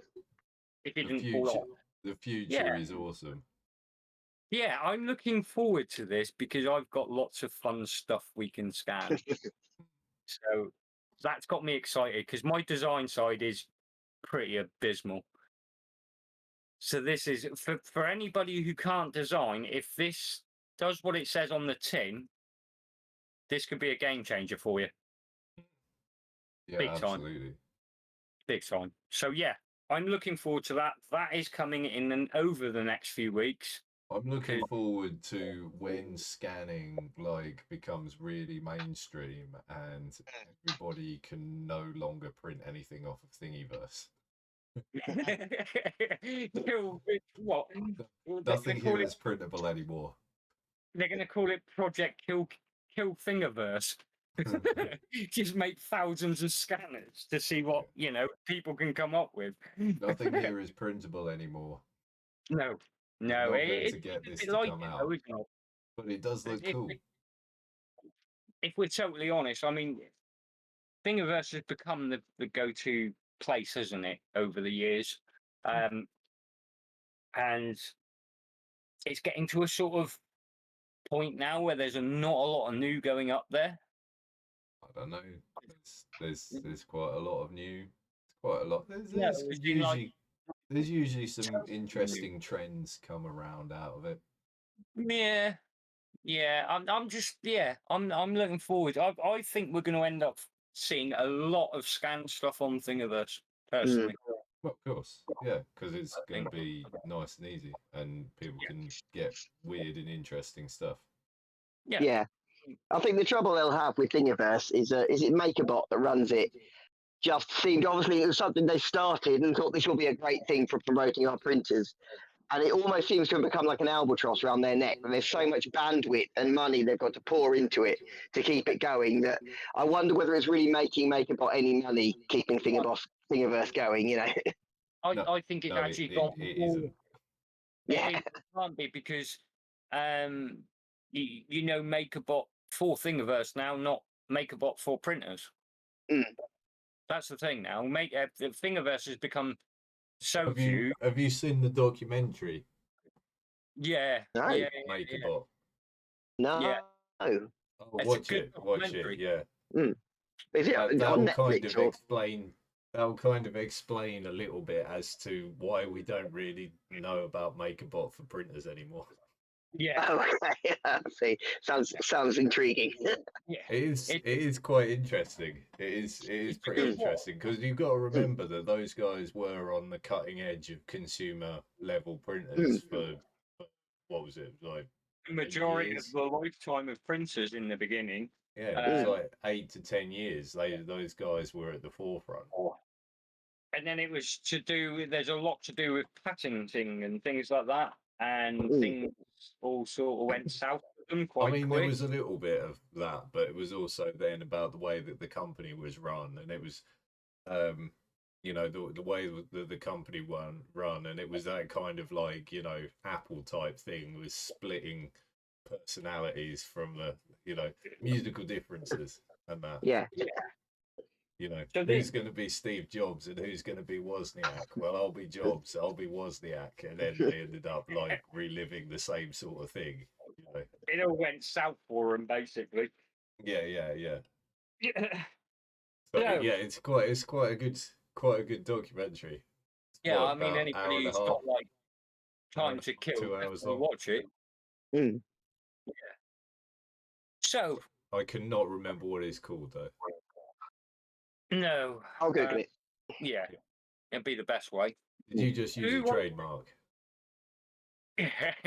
Just type in MakerBot. I'll put it into my generic search engine. I shall ask Jeeves later on. Oh, Asta Vista it. Yeah.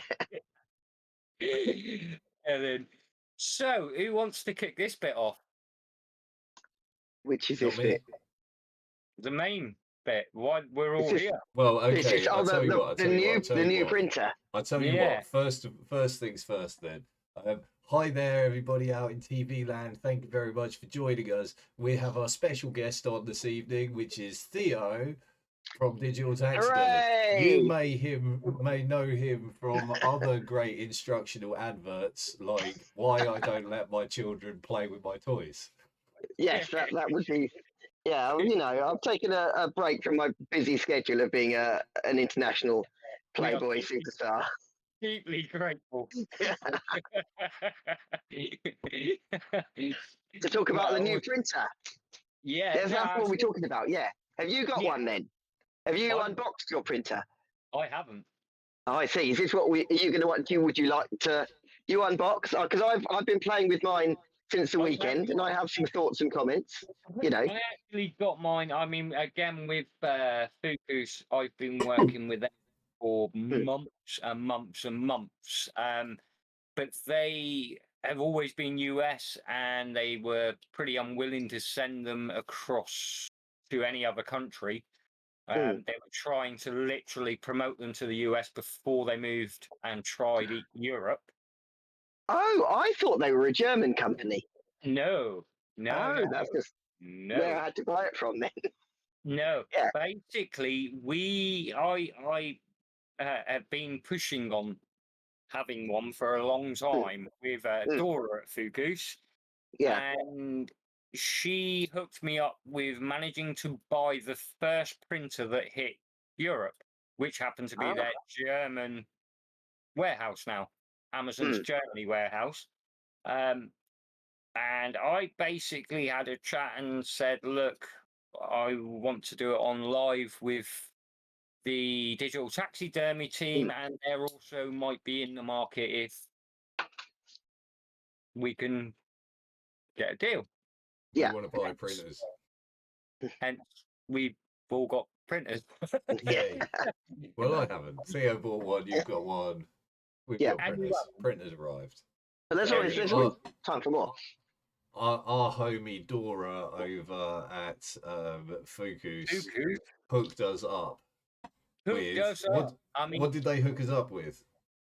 We got the Odin 5. Odin 5. Odin 5. 5F3, isn't it? The F3. I don't know what the F3 stands for. Formula. But, you know. Freaking third. Yeah. But yeah, it's a lot of my followers have actually seen the Odin before, because, like I say, it has been around for a little while, but in the States. So we were lucky enough to get the first set that hit in Germany, which is not. Okay, that makes sense now. So, literally, this came before the last live for me. The last live hit, and mine had just arrived, but I couldn't do the live. So I was gutted. So, let's have a look here. It comes in a big box. An Amazon big box. It is a big box. It is There's another box inside. I know what's coming. It's very exciting. Box. Now that, I'm not being funny, that has got to be the best box I've had a printer turn up in. It is a high-end box. That is a high-end box.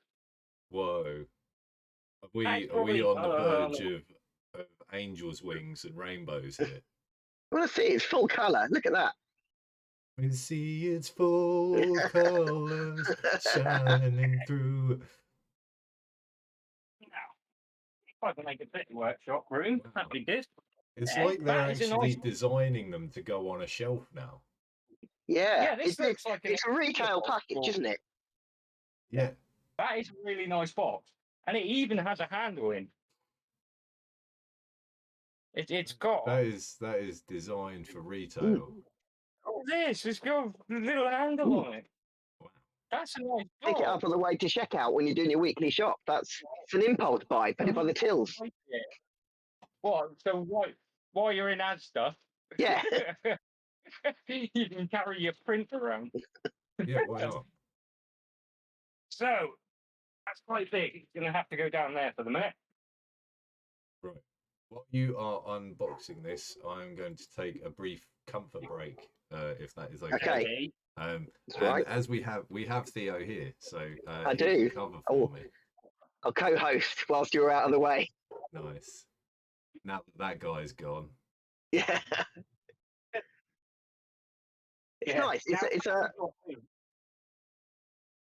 So it's quite well packed, isn't it? Yeah, it's like compared to setting up my ender, which when I got my first ender and Scat came round to or Neil, I should say, because I don't know what you call him.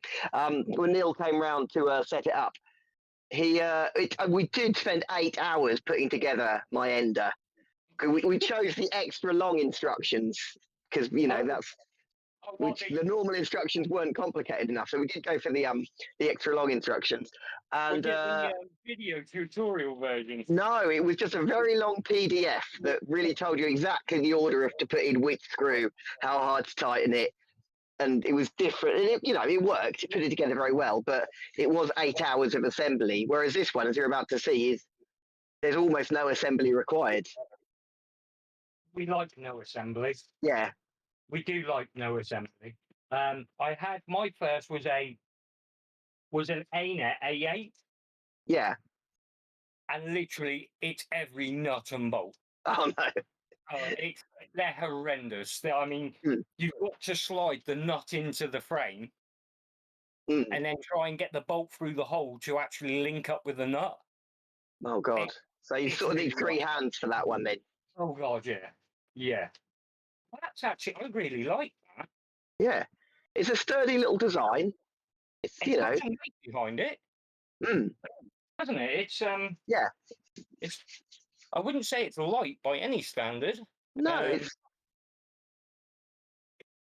Yeah, I like it so far. Yeah, that's nice. So let's have a look it's what all. We get. Oh, that. Yeah, you could get a nice set of goodies. We were just talking. I had a Lotmax SC10 when the Shark first come out. I got the SC10, and that came with one of these quarter rolls. That was the best filament I think I've ever played with. Straight out. Actually, I've not printed that filament because I had a roll ready, but that looks really. That looks very similar. I'll be interested with that. I'll have to play with that this week. Right, so we've got an accessories kit. Jesus, that's a box, isn't it? Yeah. Oh my God. Yeah, full proper instructions. Wow. And in pretty much every language, isn't it? Yeah, I mean they've spent their time sort of making this a sort of commercial consumer product. Really, it's all ready to just plug and play and go. Really. Well, not quite, but for 3D printers, That's a really nice instruction book, to be honest. Every one that I've had's usually been a little SD card sort of run through, and it's like, oh, okay, that was great.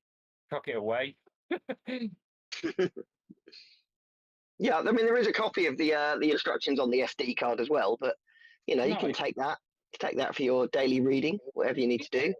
Take that to work and lose a The only trouble with ordering them as we've done from Germany is you do get the European plug.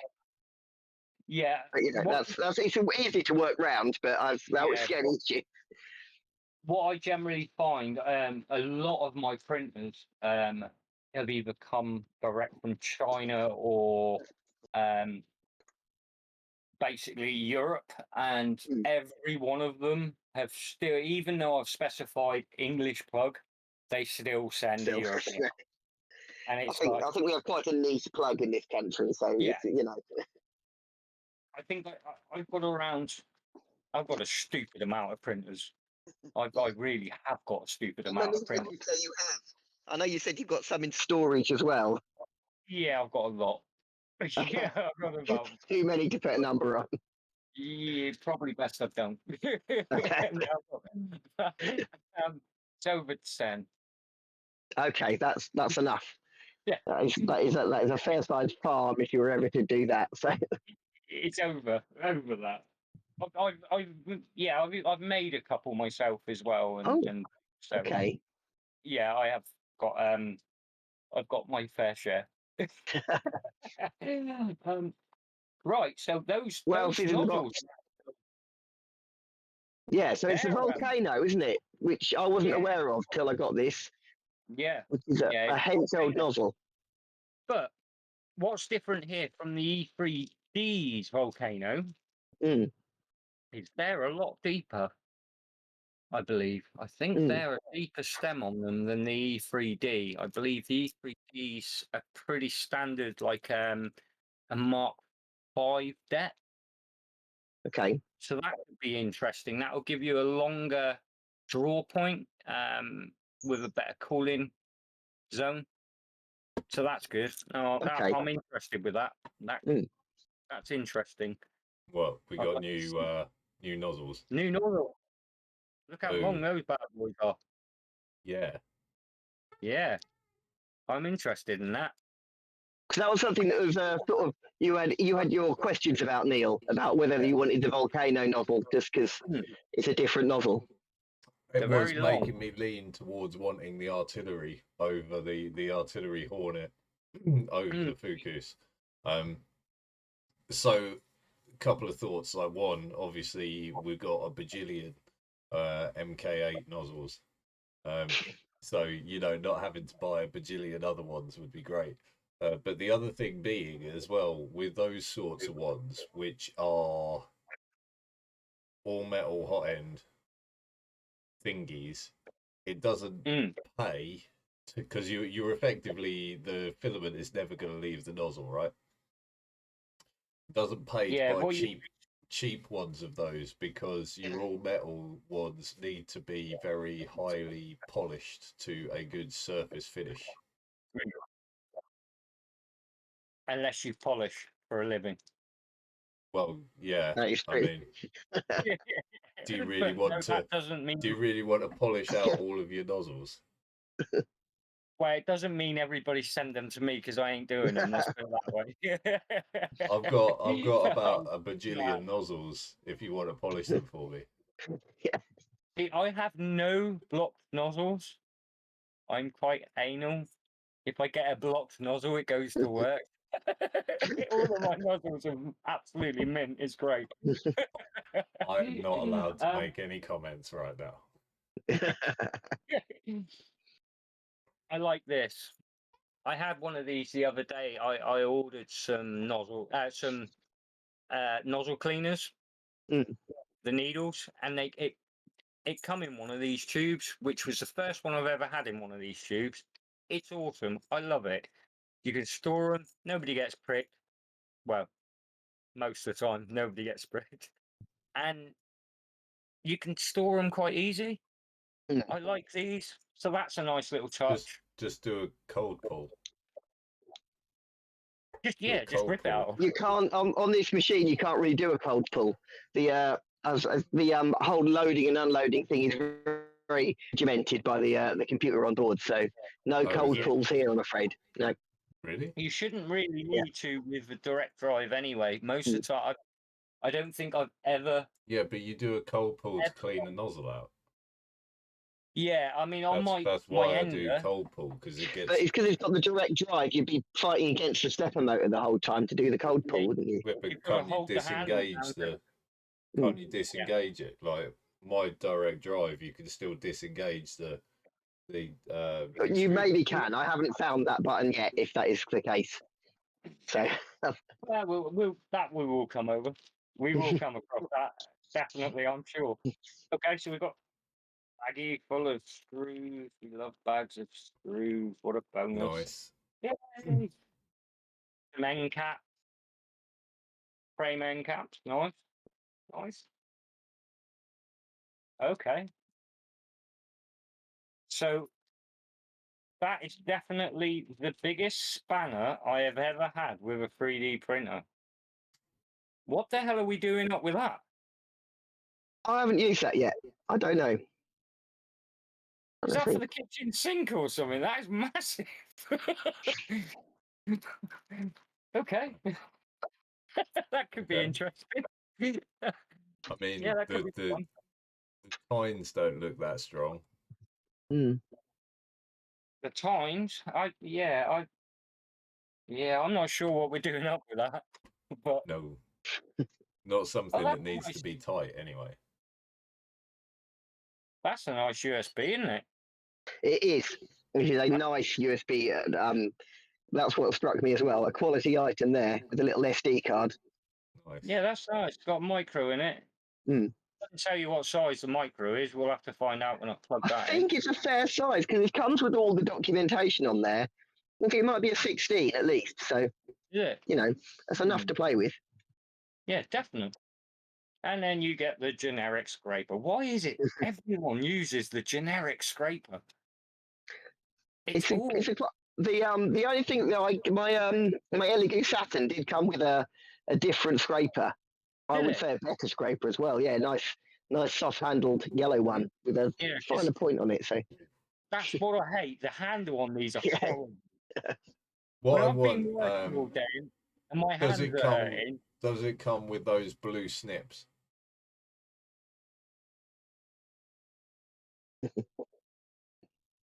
Yeah, they're blue.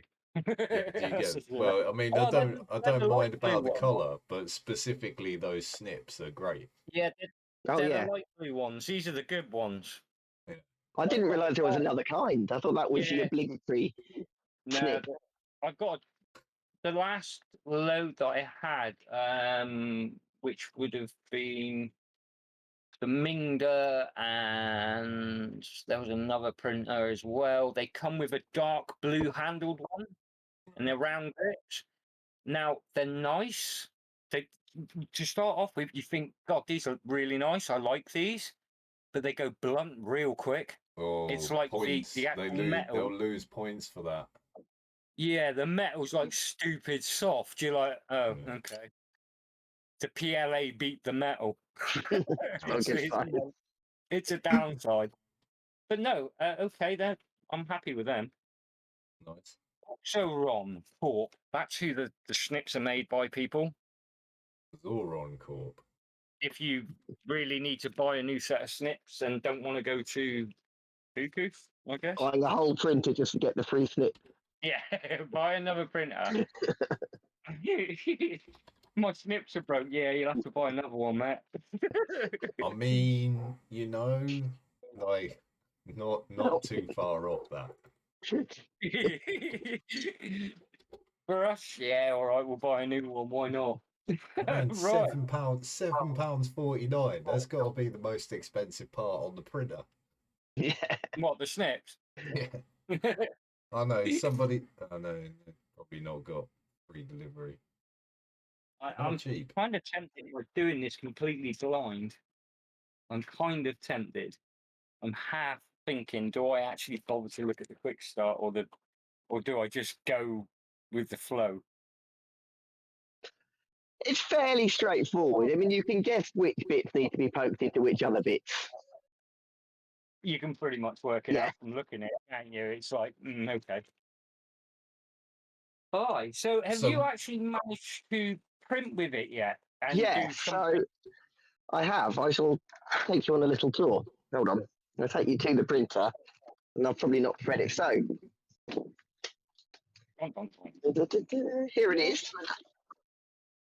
There is the Fokoos in all its the Fokoos in all its glory. I've been printing with it all week actually. I've got half a benchy here. I've noticed the only thing, because I know I had a conversation with you earlier in the week, Martin, about finding Cura settings for it.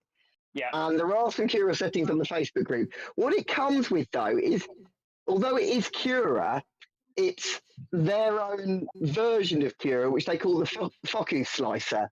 But it just seems to be like a skinned version of Cura. So I kind of thought, well, I've already got Cura installed, so I don't want two versions of Cura on my computer because that's just going to confuse me.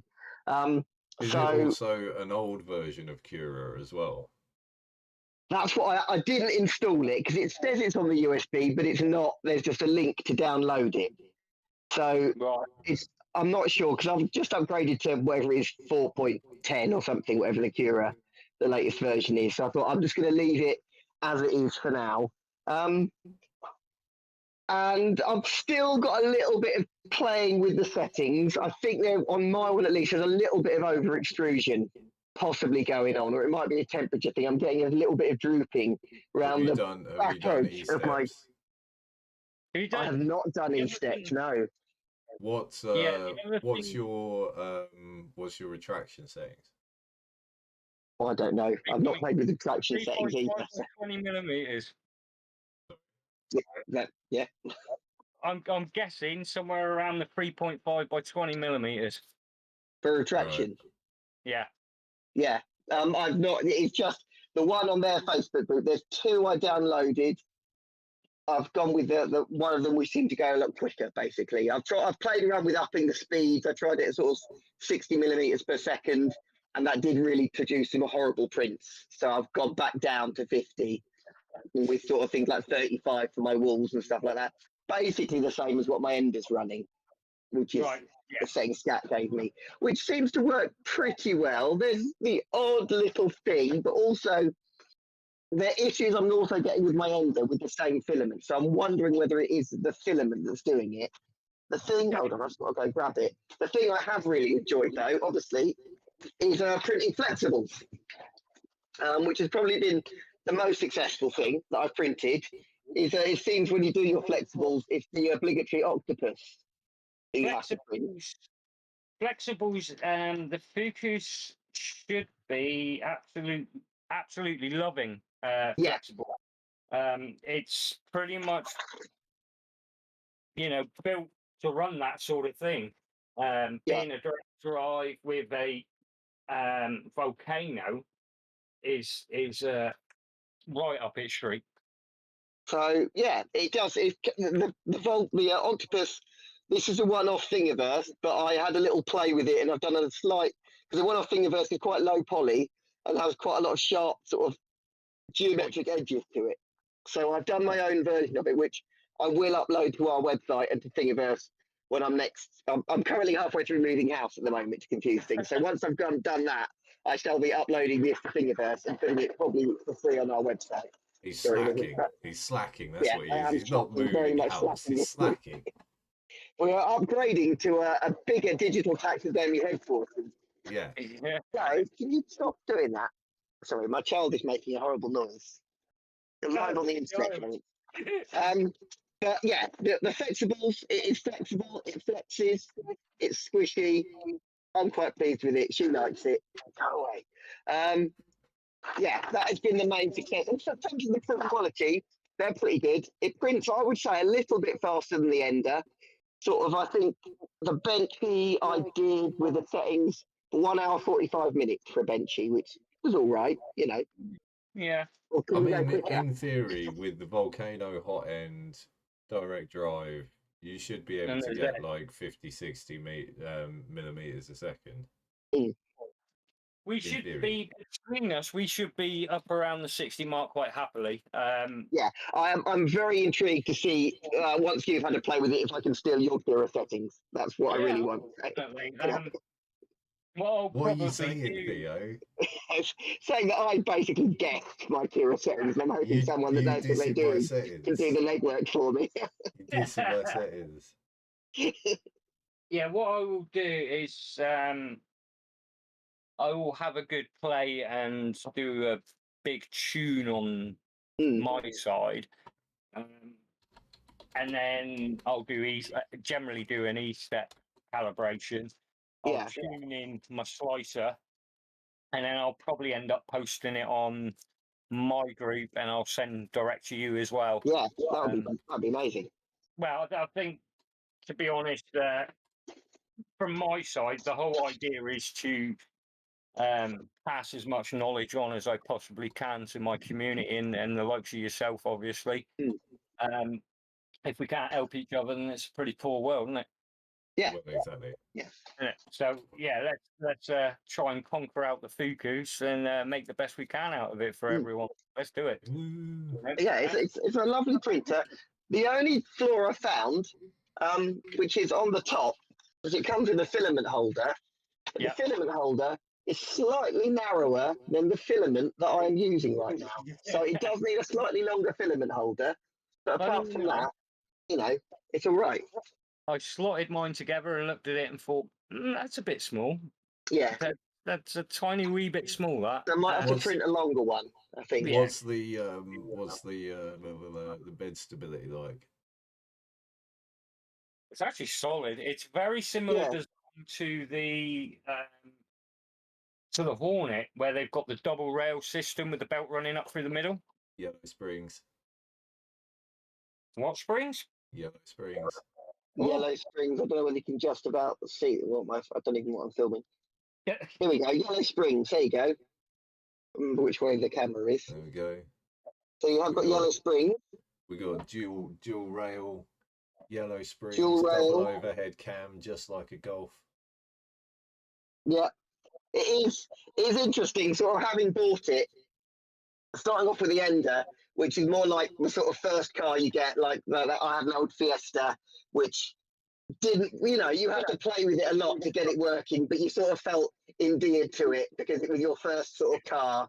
And this is more like upgrading to a properly made car that you don't have to wish that it's going to get through its MOT, that it might just actually pass it occasionally. That seems to be the analogy I would go for these two. But I still have a very fond space in my heart for the Ender, but this does seem to have, One is a car you wouldn't wish on your worst enemy, and one is a slightly better car. Yeah. For a slightly nicer enemy. Yeah. I don't hate you quite as much here. Have a Volvo. Yeah. What are you saying about Volvos? Nothing. I love them. Right. Honest. You just watch out.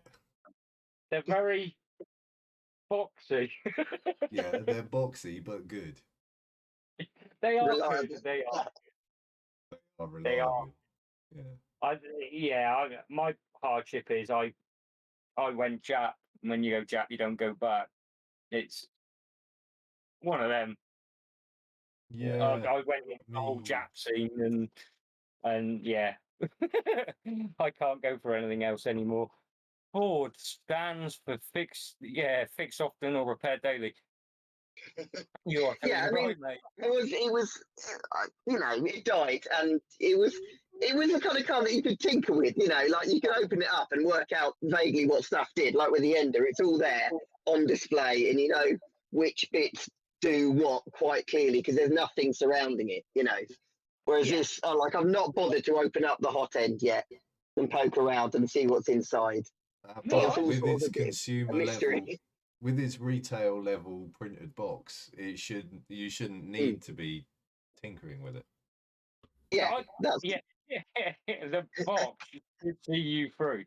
But isn't this the point now? Is that these machines are not tinker toys at this point? They come with everything that's required.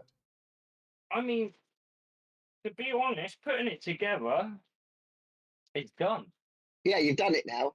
I'll say right throughout, Neil, that when we built the Ender, it took us 8 hours to begin with. So this is certainly better than an 8-hour build. But we did do all of the upgrades at the same time. Yeah, it was the extra long instructions. So,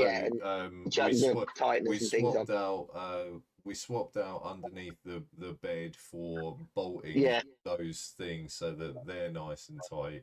We changed the ducted fan on it. We put the belt tensioners on there as well.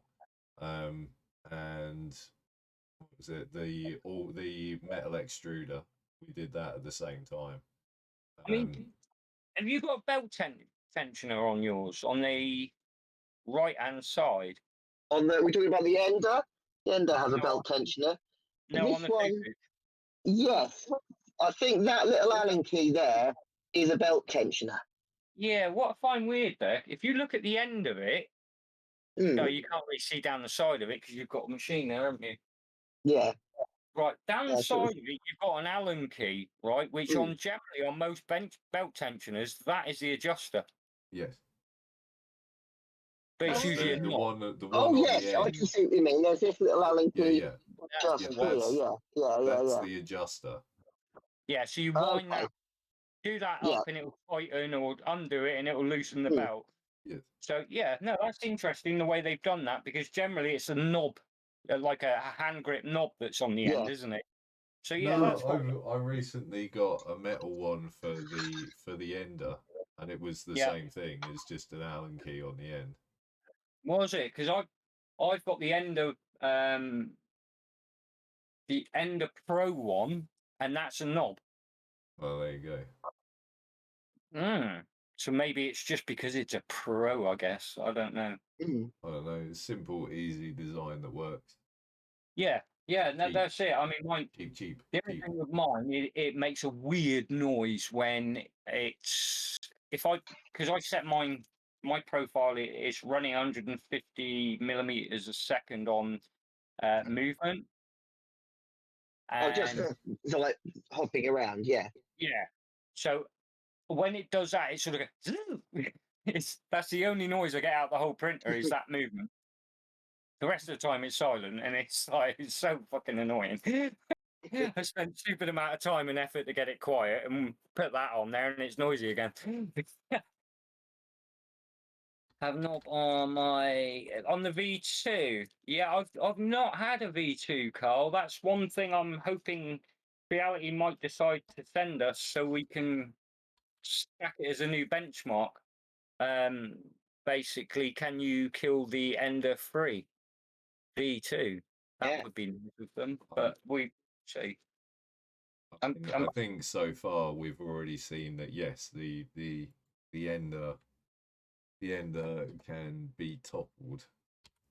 The Ender, yeah, However, the standard Ender has been toppled. I think the demise of the standard Ender is out there now.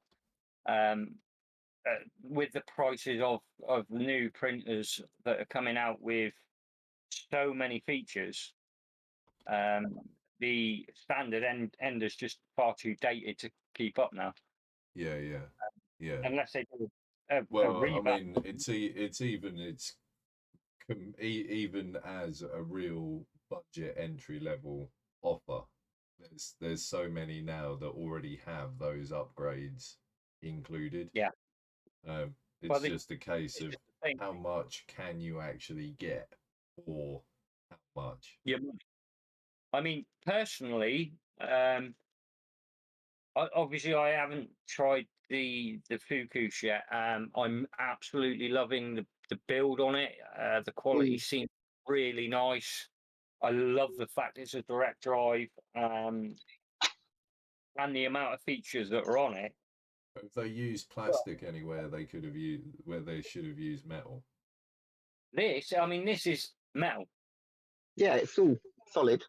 The only thing that's plastic is literally the casing for the extruder cover. Yeah. Everything else on it is metal, which for me that's a winner. Even the cover for the belt here, even the cover on the belt is it's a metal. They've done some nice cable management. Yeah. Well, So I think we should probably run through our random selection quality survey and see what sort of a score we get from it. We might revisit a couple of parts of it once you've had a play with it, Martin. I think I think Theo can come up with a lot of this because he's used it, so that could be handy. And then we can make up numbers, Theo. We can give it my thoughts on it on a later point. Yeah. I think build wise, brilliant. I like it. Well, we're not at build yet. Hold your horses. Okay, what's the first criteria? We're all the way back down at packaging. Packaging. 1 to 5. That score's high. Yeah, it's I mean, I was surprised by the box. You say it's one of the best boxes you've seen. It's well packaged. It's well packaged. That's one of the best, definitely. 1 to 5. I'd say 5 all day. Fine. Yeah, Right. There's not anything I don't like about that. The phone's Alright. nice. Yeah, and it was a box in a Quality box. box. It was always a win. Did they Yeah. use too much packaging? See, this is the thing. If it was coming from the UK, I would say yes. But as it's coming, we've had to No, order I mean from just inside the printed inside. box. I think it's perfect. Yeah. There was no movement on it. It's rigid. No, what is there loads of excess space inside there, or is it quite tightly? No, it's wedged nice. Everything interlocks into something else. So it's like that's your roll in your box, your toolbox. That's slid in between another section. So Right. I think they've space managed quite well. Nice. Okay. And they haven't. All right. I just have to qualify that a 5 as a number because you just gave something top marks. Yeah, I don't think. Ease No, I of think they put assembly. into it. Ease of assembly, 1 to 10. Okay, Oh, 10. So the last one was out of 5, but this one's out of 10. Okay. Yeah. I mean, I think it did go together very easily. I've not assembled a lot of printers. I mean, to go on to what you're saying about earlier with resin, I mean, resin printers require basically no assembly, so it wasn't as easy as that. Oh. But it was certainly 1,000 times easier than an ender. So Yeah, for me, I mean. So we take ender times it by 1,000, and that's our score. Okay, maybe the maths doesn't work then. So several times better. For me, basically, you've got 4. See, I don't use the spool holders. No. I generally have them run through my enclosure, or I've got standalone or a dryer box. So for me, I've had 4 bolts and 2 cable clips. I don't think you're going to get much easier. No, not unless it comes fully assembled, but then it would take an even bigger box and it would lose scores on the packaging criteria there. So, you know. Problem is, you can get fully assembled printers, but they're a hefty amount of money. Well, I'm kind of expecting the J Labo to come fully assembled. Yeah, I would 90% I would say should be fully done on the J Labo, if not 100%. Yeah. For me, I'm thoroughly expecting to just have to put the glass bed on and go. Yeah, and a nozzle maybe, or something silly. I'll send it back. Yeah, send it back. I'm not impressed with Send that. it back. I'm not putting a nozzle on there. Who do they think I am? For me. Okay, so ease of assembly 1 to 10. I'd say 9.5 to 10. Yeah, say 9, something like that. Yeah, I mean, we're going for a 9. We're going for a 9. You ain't gonna get a lot easier, people. No. Let's put it that way. Yeah. 9 it is, right? Time to first print. I would say that's high. Well, it depends on the print you want to do, I would say, because it comes with several sliced files on the SD card. So if you want to just print, there's a Benchy, there's a cat, there's the owl, there's a lot of standard, there's a Pikachu, I think, on there. So if you want to print those, it's straight off. But if you want to then slice your own files, I did find that a little bit, because I didn't follow their instructions, to be fair. So that could be my fault. Can you confirm it with me? Did they include on yours the fan and the guard, the hot end guard?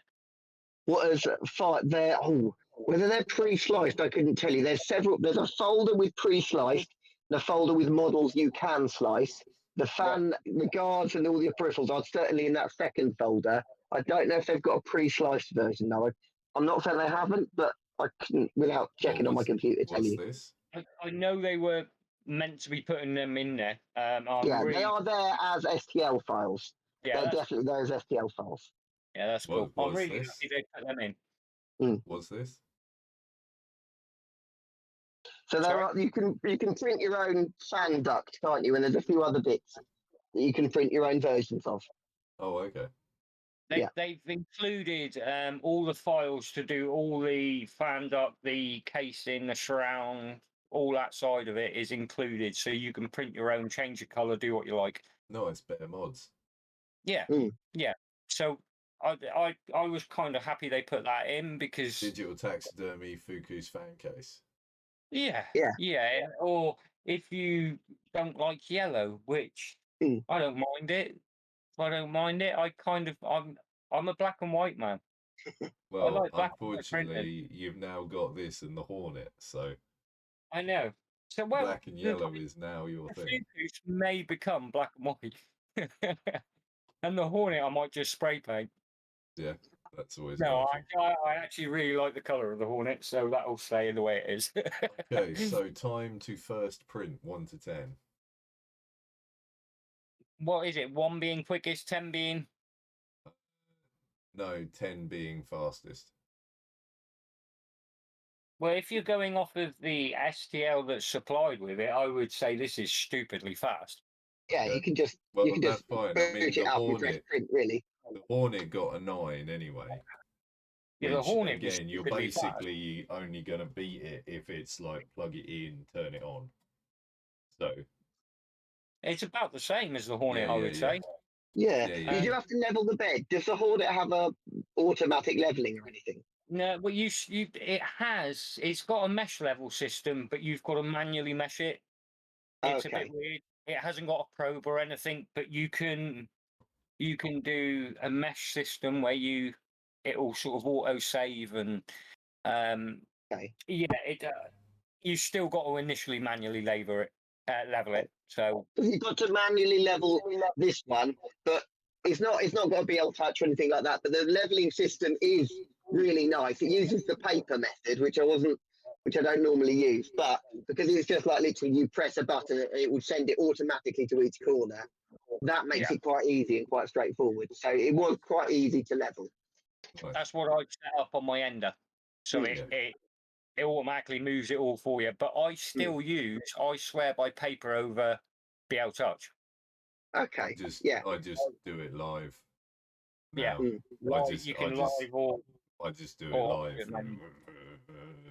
There you go. You tend to get a feel when you do it manual. After a while, you can do it instinctively, and you're just like, right, that's right, that's right. Oh, that don't feel right, and you can generally look into why it's not feeling right.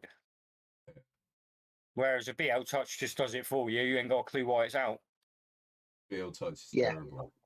Yeah, I know you have your issues with BL touches, Neil. Yeah, I have a lot of issues with BL Touch. Anyway, moving swiftly on. Build quality on the Fokoos 1 to 10. I love it. So far, I love it. Again, Theo's had a bit more of a play with it and had a chance to sort of experience firsthand. But from what I can feel and everything that's on it, it's nice and tight. It's secure. What do we think of the touchscreen? What do we think of the thing that I instantly look at is those bed clips. Bed clips are annoying. I kind of like bed clips. I mean, they are there. They don't. It's not as good as having it taped on, but they are better than the clips you got on the ender. They don't seem to interfere with the print too much, but I've not printed anything too massive yet, so they're pretty secure, aren't they? Pretty strong. My Wi-Fi drops out. You were also saying about the filament holder. Yeah, the filament holder's the downside for me. If I was reliant, if this was my first printer, you would think it was all right because you print your first one off of the roll that comes with it, the quarter roll. Then you go and buy one. If you brought a large spool, it's not great. No, because then it falls off and smashes your bed. Well, it's not likely to fall off, is it? Because it's going to tilt like that, or put a full roll on it. You make it impossible for me. I've got to I know. move. Very demanding. You are. So what's the double Z like, Theo? Yeah, see, that's all right. That's all right. That is my general standard rolls. Okay.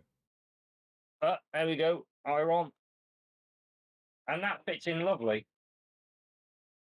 Okay. That actually fits in really well. But I have got wider rolls that are a bit more specialist, and they would be an issue. Mm. They would be an issue. So, like I say, I mean, the first thing, if this was mine, like my first print or anything, the first thing I would probably suggest doing is print something longer than that one, even if it's an inch longer, or Doesn't need to something. be much longer, does it? Just No, a centimetre or two, yeah. I mean, Right, for me, that come off. So No build use. quality 1 to 10. I mean, yeah, if that's all I can fold, that's not bad. Yeah. That's pretty good going for me. The only thing I find annoying is the off power switch is right at the back. Slightly difficult to reach. That is really nitpicking, you know. Yeah, a majority of the long bed style Where's printers the where's the back up. SD card slot? On the side, Just on the side, just here. this side of it. Yeah. Nice. And it has it's got a USB thing, so you can plug it into your PC by USB as well, which is pretty nice. So third and final, build quality 1 to 10. For me, it's right up there. For me, it's 8, right up. 9. What are we going to say? I mean, I've played with fewer printers, so I would say easily 9. 9. There we go. Okay. Design 1 to 5. Well, I wouldn't say it's anything totally. The actual framework's not anything totally unique, but the features that are on it, the extra hardware that's on it, takes it up. Mhm. Because, like, to have the direct drive using a Volcano, what a winner! What a winner! Yep. Dual Z, what a winner! Yep. You know, the main board that they've used, where they've incorporated having the display of the print, winner. And the That's thing out the is, box, right, is if you put all those upgrades from a baseline ender, that's more than 100 quid, which is the difference in cost. Well, purely for the Z access alone, for the second Z on an ender, you're looking at 40 quid. I know, I've got one sat in the box there. I brought it before I got the bloody artillery, and I've now put the ender up the unit, and the bloody Z thing's still sat there. So you're looking at 40 quid there alone. Yeah. Volcano hot end's expensive. Yeah, they're not cheap, are they? I mean, when we look into volcanoes, when Volcano first come out, they were around the 90 quid mark. You're still looking at about 40 to 60 quid now, I think. You know, so yeah, it's worth it just on the extras, the upgrades for me. So, design 1 to 5. Without running it, I can't say any flaw, so I'm going to err on the side of 4.5.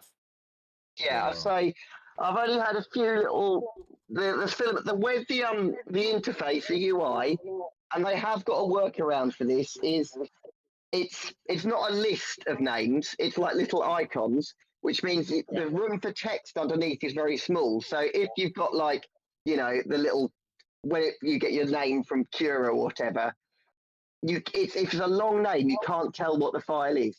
What, like and that is annoying. They do have there is a plugin you can get for Cura that they recommend that will then allow you to see a little 3D preview of the model, which is a workaround they give that I've not played with yet, which does sound pretty cool.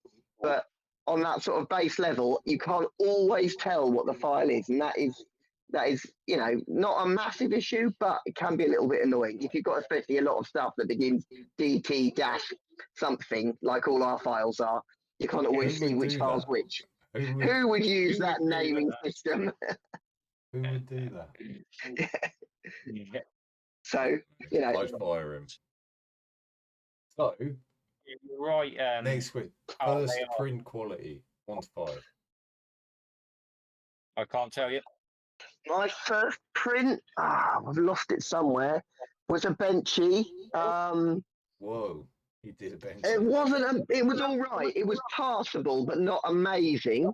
But this could be to do with the print settings from the guy on Facebook that I got. So it's as much a comment on that person on Facebook as it is for Fokoos in general. So I wasn't using the slicer they said. I'd gone off piste a little bit. Okay. So the print quality of that first print. We'll put that in a to be revised 3. Yeah. Now put that in the yeah. middle.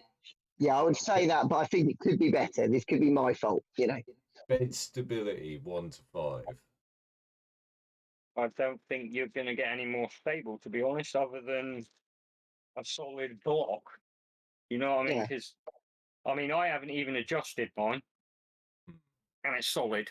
The bed adhesion is like almost too good, I've found. It's a pain to get stuff off, but it's a new printer, so that's sort of to be expected, really. Yeah, give it 2 days. With those You fresh won't be able beds. to get anything to stick again. 2 days.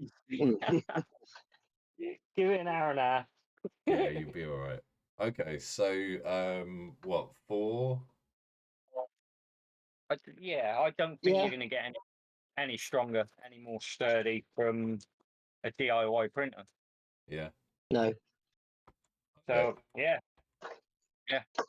All right. So usability section, beginner friendly 1 to 5. That's on you. Well, I would say pretty good. What did I have trouble? I think all the issues I had were to do with me not doing things properly and thinking I knew better than following the instructions that they had given me. So, you done the man thing. Yeah, I thought I don't need to use their slicer. I'll find my own. Yeah. Who do they think they are telling me what slicer to use? Yeah, they're not the boss of me. So. So, daughter. So but you are, apart from that naming thing, which, like I say, they do offer a workaround for, the little UI on the machine, I would show it to you, but last time I tried to turn it on, it seemed to knock my Wi-Fi out. But the touch screen's nice. It's all laid out. Like loading filaments all works really nicely. You just literally press, there's a loading filament button that you push, you put the filament in the top and it sucks it in. And that's really nice and sort of idiot proof, really. So that's the usability is fairly high. Well, beginner friendly 1 to 5. Yeah, beginner friendly.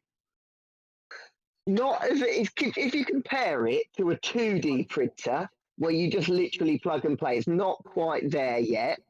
But for a beginner, 4, I would say, maybe. Yeah. Okay. All right. Okay. I don't know. Certainly, if Do I you think a 12-year-old could do it? Well, yeah, of course. Like 12-year-olds would be all over this. Easily. I don't know. Of course they would. Depends They'd on the watch a 12-year-old. YouTube video. They'd watch a YouTube video, get their dad to help them, and then come back in 3 weeks with a bedroom full of printed stuff. Yeah. You know? Yeah. 12-year-old think wouldn't have a problem with using it at all. It's more like the 30, 12-year-olds. Yeah. For me, putting it together side's flawless. There's no real hardship there at all. I think anybody could put it together, to be honest. I think the only side that would be slight of a hindrance would be the slicing side if you ended up thinking, no, I'll add it to my existing Cura. Yeah. Well, this is exactly Not on the Cura database. Now, when you install a new printer, it's not on there at all. So you have to set up a custom printer. Which, to be fair, in the manual they do give you the settings to type in Pictura, so that makes it easier. But then you get issues with G code and stuff like that. So I had exactly the same with the Hornet. When I first got the Hornet, I had to manually enter everything into Cura. Your start code, your end code, everything, because obviously everything's on the wrong side on a Hornet. It's on the right hand side rather than the left. Of course, yeah. So I done all that. I got it printing. I thought, all right, this ain't too bad. Then on the newest Cura update, they've added the Hornet. So I was like, I just spent like a day sorting that out. And a week later, you've added it anyway. Thanks, I Kira. expect, realistically, I expect it will be up on Cura in no time. Soon, Yeah. Okay. This is more of a Theo one because you've printed a few things now.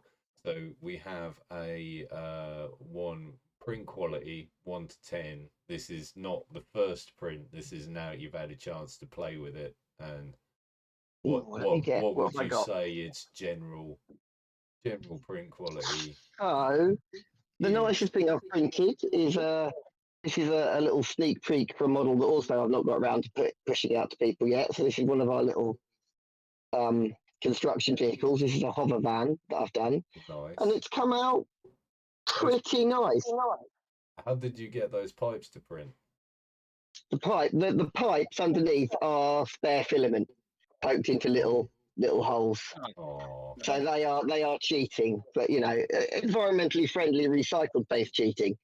So that's I like it. But, It's got that beat up feel to it. I like it. Yeah, it's come out very nice. I printed this on 0.1 layer height because I wanted it to look as nice as possible.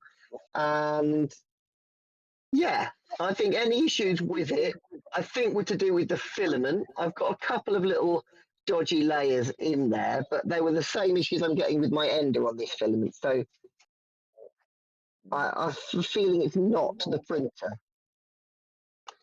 I know somebody's selling a Philly dryer. Well, yes, that's yeah. I'm gonna get a box with some. I've got loads of got a whole drawer full of the of these. Gonna fill it full of my little silicone things. Yeah, just put one in there. In a little Tupperware tub. That's basically what that dryer is, isn't it? It's a Tupperware tub with some silicone desiccant in it. No, it heats up. It's electrical. Oh, okay. Okay, Yeah, it heats up. It heats up stand to corrected. 55 degrees. 55 for 3 hours. Yeah. Hmm. So, print quality 1 to 10. Give me a number. I'm going to say 8 for it because I think still there's some unanswered questions. And I wonder whether when Martin's had to play with it, he'll get better results than I have. But for what I've got, I'm going to say 8. But I think it could be revised upwards when a proper grown-up has played with it. So. Who's that? Okay. Bed leveling 1 to 5. Now we've already covered the bed leveling process, and it sounds like this one is quite easy, or it makes it easy. Yeah, from what I know of it, it's relatively easy. Yeah, it is. The bed leveling is. Yeah. Short of putting a BL touch on it and doing it by itself, I can't think of an easier way. It does not have auto and mesh leveling, so you still have to interact with it. But it does, however, have the thing already where it will automatically move it round the corners for you. Yeah. And all of that. And there's a nice bit in the instructions. It's clearly laid out in the instructions. So to someone that didn't know about that, it's you know where you are. Yeah. So that puts it by our current sort of rating scales at around a 3 out of 5, because there are a couple of levels higher than that, which is it will find whether the bed is level and what height things are and stuff like that. Like, for example, with the Jade Labo, I am very interested in seeing that system that they say is part of their printer activated and working. I'm very interested in that. Will that level itself then? It'll just little hands pop out the side and adjust the screws and stuff. I don't know. It looks like it does it through touching metal pads. Well, I Oh, believe it's done on the stepper system, isn't it? Yeah. On a mesh don't stepper know. system, so it alters the positioning on it through the stepper meter. Anyway, we have stuff that we have to get through. User support community 1 to 5. Actually, the Fokoos group is actually really quite strong. yeah. No, they're not the hugest out there. They're actually quite knowledgeable and quite helpful. Yeah, I put a question out when I first got it about, I can't remember what it was, an issue that I'd caused myself, and I got responses within sort of 10 minutes. It was really pretty quick. Yeah. Okay. I think one of them was Martin, to be fair, but yeah. Yeah. And I'm not the quickest on there, and obviously no, he was actually the second or third response. So there were people on it really quickly. Nice. Well, that's good to know. That's good to know. Okay, so 1 to 5. 1 to 5. I can't really floor them. Yeah, they're actually better than some of the groups I've been in. Some of the bigger groups. Yeah. They're a damn sight more helpful and polite. So I would say it's on the top end of the scale. Yeah. So what are we 5, are we? 3 or 4 sort of thing. 4. Let's go for a good strong 4. Good strong 4. Wow. 4. Well, this is really totaling up. Yeah, I feel I'm being far too generous for this printer. Right. Calibration ease. How easy was it to calibrate? I've not done any calibrating with it. No, I just you haven't. put it on. Just not needed it, We'll have to come back to it once Martin's had a play with that. Yeah, I think it's going to be. You've got to do your E-steps, Theo. Yeah. Okay. E-step. That will. I might change my opinion once I've had to do that. So. Well, to be honest with you, Theo, you might find half of your blobbing issues and things are dealt with E-steps. Because generally you find it's pushing out a bit too much. But it's something we can cover. We can sort that between us, and there's no major issue. Customer support 1 to 5. Has anybody had to deal with customer support this time? I've dealt with them for a long time, but not in terms of having an issue. So no, I'm not. I've been in. There's someone from the group has contacted me because I think they knew I was buying. Somehow they managed to track me down on Facebook and send me a little hello message. Nice. But not because I had a problem with it, So. Well, I've had all the way through any issue. Message me ASAP. So, on that side of things, fantastic. But as far as having a broken, unusable issue, we can't really rate. We will give them an average middling score, and if we come to a point where we have to use their customer service, then we can find out. Check the grade again from them. So that's not a problem. Okay, noise. Okay, does it have a silent board? It does. Does it have a silent board? The board is silent. You don't get any bleeping noises from the moving of the board. Wait. Yeah, okay. Final print noise. Quite loud, actually. The cooling fan on the power board is very loud, I would say. So can you turn it on and give us a blast? I can, but it killed my Wi-Fi when I did it a second ago. I'll have to put my head close because that's where my microphone is and my little earpods. So see if this works. Don't know if you can hear that. It is. No, you can't hear it. It is. I would say it is. The fans are louder than the fans on the Ender. Right. Certainly. Without a doubt. And they're old fans on that Ender as well. Yeah. It's something I have heard on the Fokoos community that the fans are a bit loud. And what I've read, a lot of people are swapping them for 24 volt, standard cooling I had wondered about doing that.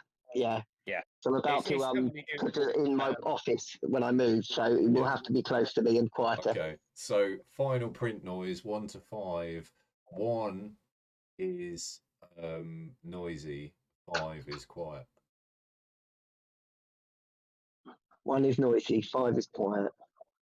I mean, mid-range, higher, lower, in yeah, between. I think it's. I mean, it is quieter than say your end of 5. I would say, Scat, when that's Yeah, full yeah, going. but that end of 5 is a dog. Yes, you know. And it Yeah, needs shooting. it did go on the board, and it actually rated below the filament test. Okay.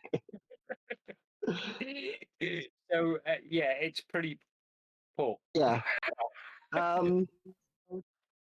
I think the noise, a 2 or a 3 because of that fan, I would say.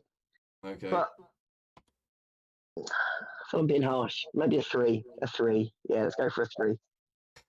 A 3. Yeah. So it's quite noisy. It is noisy. You can hear the fan from another room.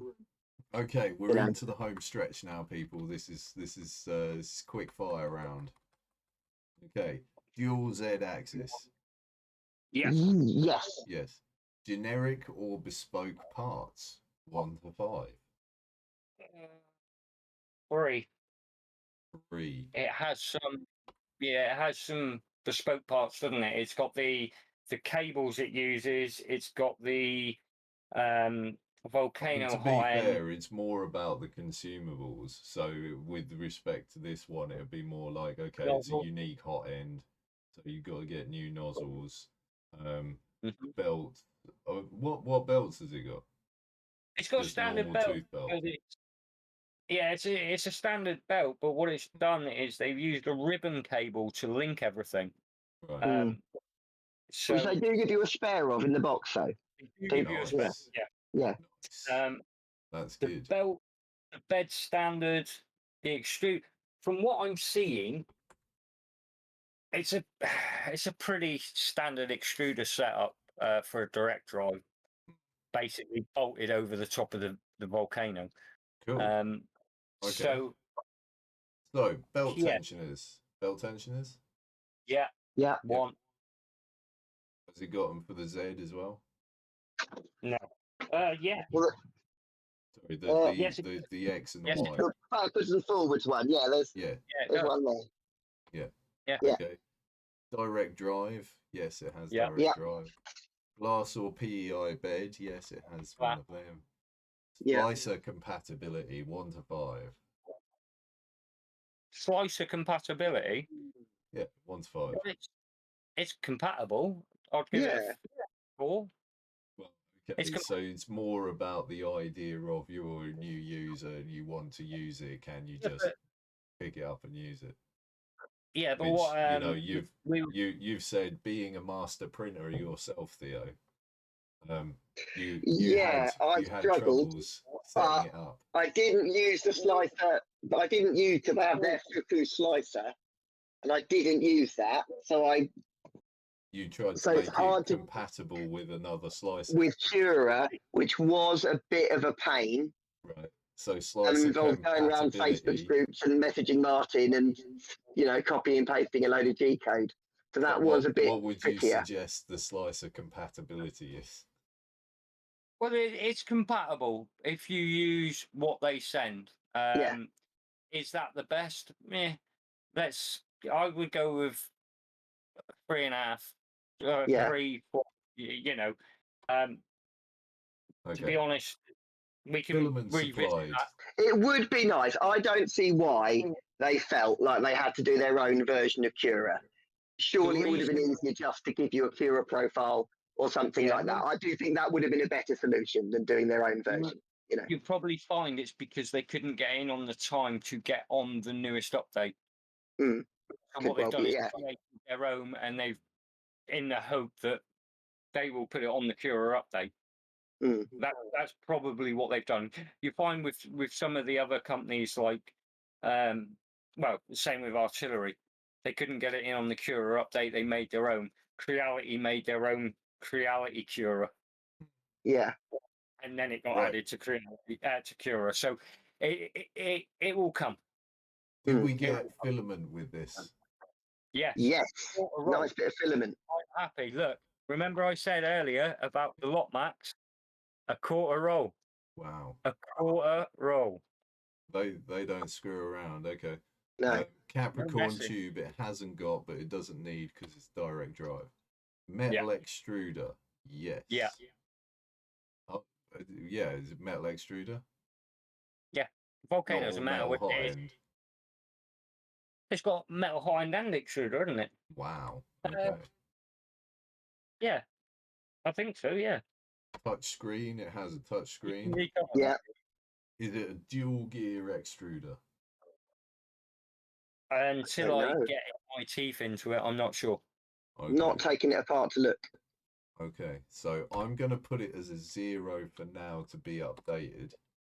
Yeah. Do we want to know what the score is? Go on then. Where does it Are we rank? sure? Are we sure? It's a big score. It's a It's big got to be score. top end of 80s. 82. Ooh. What else? What did the Hornet come as? It's just the Hornet. 75. Oh. Okay. Yeah. Wow. Yeah. Impressive. Well, it really cleaned up on the bonus features. Yeah. Yeah. It was So going to kill. it got a lot of extra points because of belt tensioners, Jules Ed. glass bed. Oh no, the Hornet Jules had Ed. a glass bed, but Jules Ed,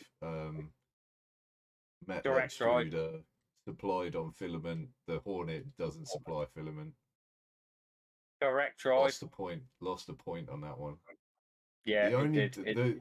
the interesting thing is the Hornet has a 220 by 220 bed, and the Fokoos has a 235 by 235 bed. So you get more space to fill with bed clips, which is nice. And the other thing that you get, the Hornet is 220 UK dollar pounds, and the Fokoos is 299. So it's an extra $80 pounds that you're paying. Neil, what is the height on the Fokoos? 250. So the Hornet beats it on height. Hornet's what's the Hornet's 250 height? as well. 260.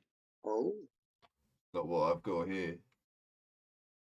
Let me go have a look. 260. It's really tall because I can only just squeeze it into my enclosure. What you do in the privacy of your own room is not any of our business. Holy hell. Technology Outlet has an Artillery Hornet for 184 quid. Wow. Yeah, they've just recently dropped their prices. Amazon, geez, wow. 179 quid, 40 quid off. To me, that's cheaper than the Ender 3D2 then, isn't it?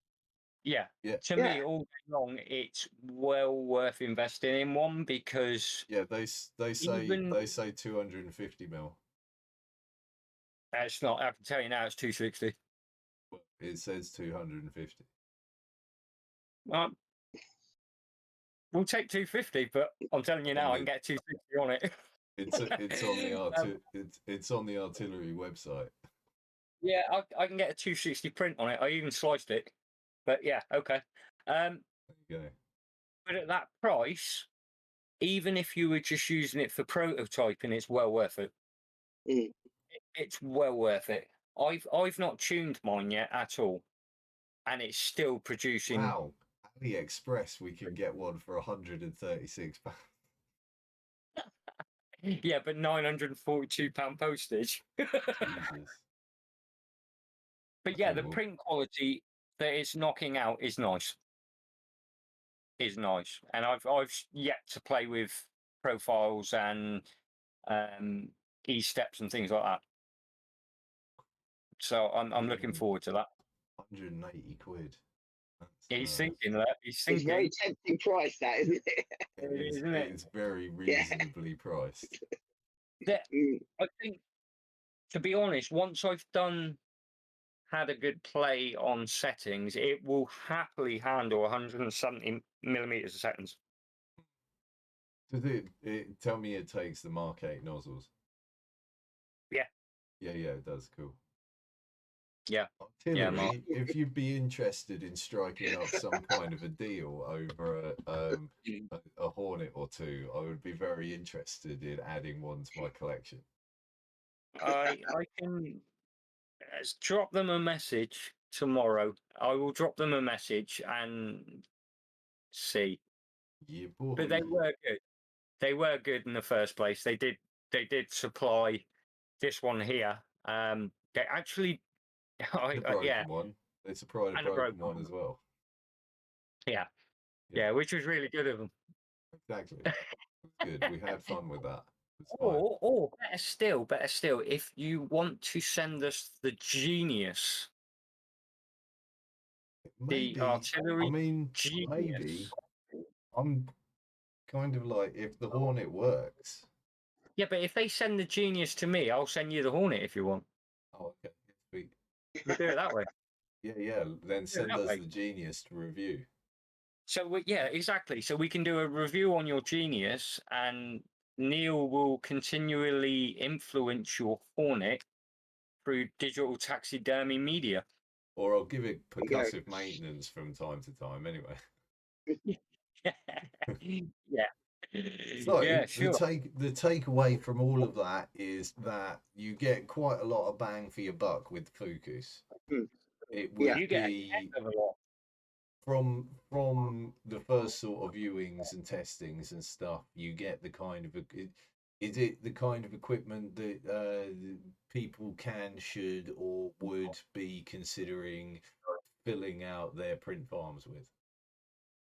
I would. He would.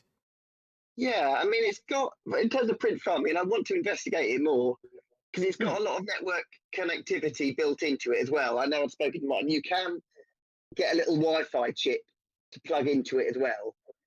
There's This you will can be say you can, coming yeah. to come on our next live. I've actually got an inbound Wi-Fi Ah. chip. So that would be interesting. So you wouldn't have to mess around with putting in Raspberry Pis and stuff like that, which would save you a good chunk of money per unit if you're not messing around with them. Exactly. I mean, you've exactly. still got to buy the Wi-Fi chip. So. Yeah, which is £8.93 on Amazon. Oh well, okay. In that case, then. Yeah.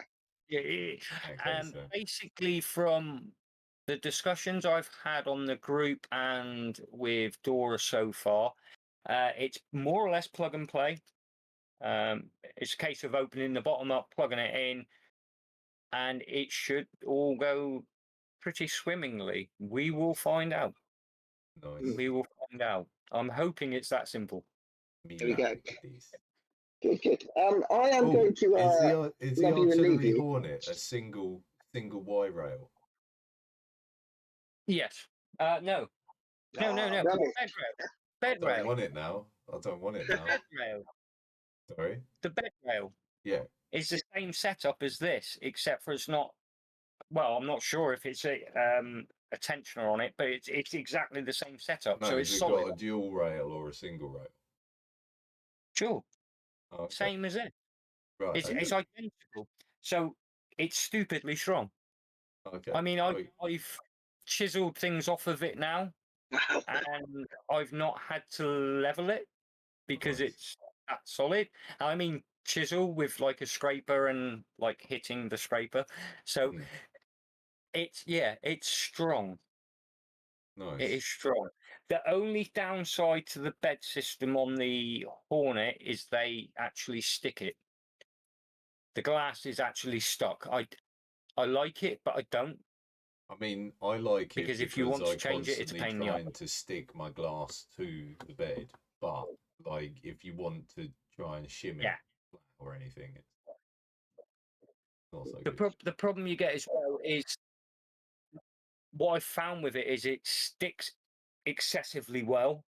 The bed adhesion is strong, so you're sort of stuck waiting for it to cool down. Whereas with my ender, it's clipped and I swap them. I've got a couple of beds, swap them in and out, let one cool down and start a print. So, Nice. Cool. basically, Dora said for this live, we can offer a bit of a deal, can't we? Yeah, so there's all kinds of things actually. So we have a link. To a website which I will drop in the chat now. So we have a where's the chat? There's the chat. So we have a link here which will take you to German Amazon, because apparently that's where you have to go. It's €359.99, which is approximately £3.50 due to exchange rates, or probably closer to 299. But you can also apply a €100 voucher to get €100 off that. Yes, I think I did that. Yep. I'm not sure. Yeah. And we also had Dora say that if people sent her an email saying use with the code was it UTH and Fokoos, so under the hot end and Fokoos, That's it. then they'll give you €10 cash And back Fokoos. as well. If you message that to Dora, we'll put all this in the description. So like contact emails in a public description in a public forum. And yeah, people can no, contact her and drop do it on there, she'll be fine. things.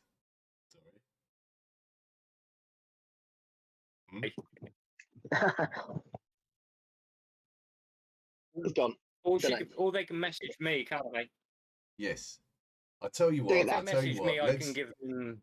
Yeah. Get in touch with Martin at Under the Hot End group on Facebook. Drop him a message. There is a post there somewhere about the Fokoos Odin. We'll put something in the description about it all, and yeah, that'll be amazeballs. Brilliant. Good. I am going to go If now. you I'm going to message wish you me, all I a can good give evening. you the email for Dora. I'll see you later. I've got to go Alright. do some parenting, so I'll see you later. Thank you for having me. Cheers, boss. Take care. Parenting? The kids should be in bed. No, they're not, and this is the issue why I've got to go. So, right. Bye.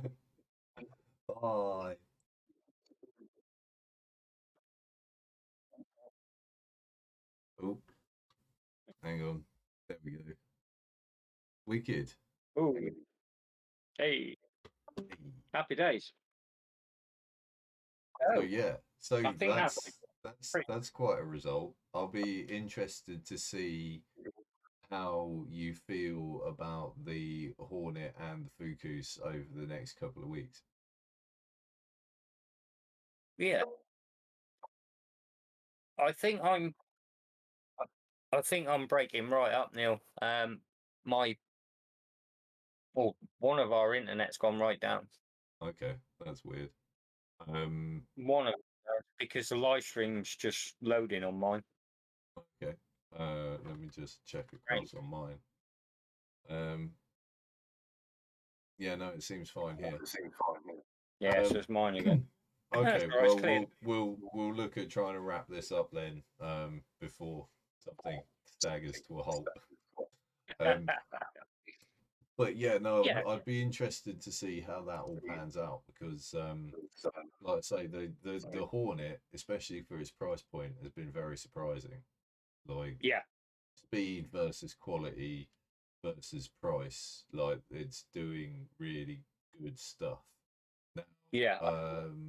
obviously, I'm interested to see what we can do with the Fokoos. The Hornet also has certain other bonuses for it in my mind, but the good portion of the next decision will be speed versus quality. So it's like if you get a good quality at a decent speed, Yeah. it's can you match the Hornet on the Fokoos? Yeah, what I plan to do over the next week or so is actually go into a bit of tuning on the Hornet to get that completely dialed in now. It's been running really well, serving me for what I've been doing really well, but it's time to get it dialed in. And obviously at the same time, while I'm doing that, I've got to print some enclosure legs because it's got a new resident. And I will also be doing the same with the Fokoos, actually getting that running and seeing what it does. And we can take it from there. I'd like to try and spin the two off against each other and just see what each of them does. Yeah. Interesting. Like I say, there's a considerable. There's definitely something to consider in the toss up between the two, because the Fokoos is a more expensive machine. Yeah, I mean, and to it be has honest, more of the upgrades.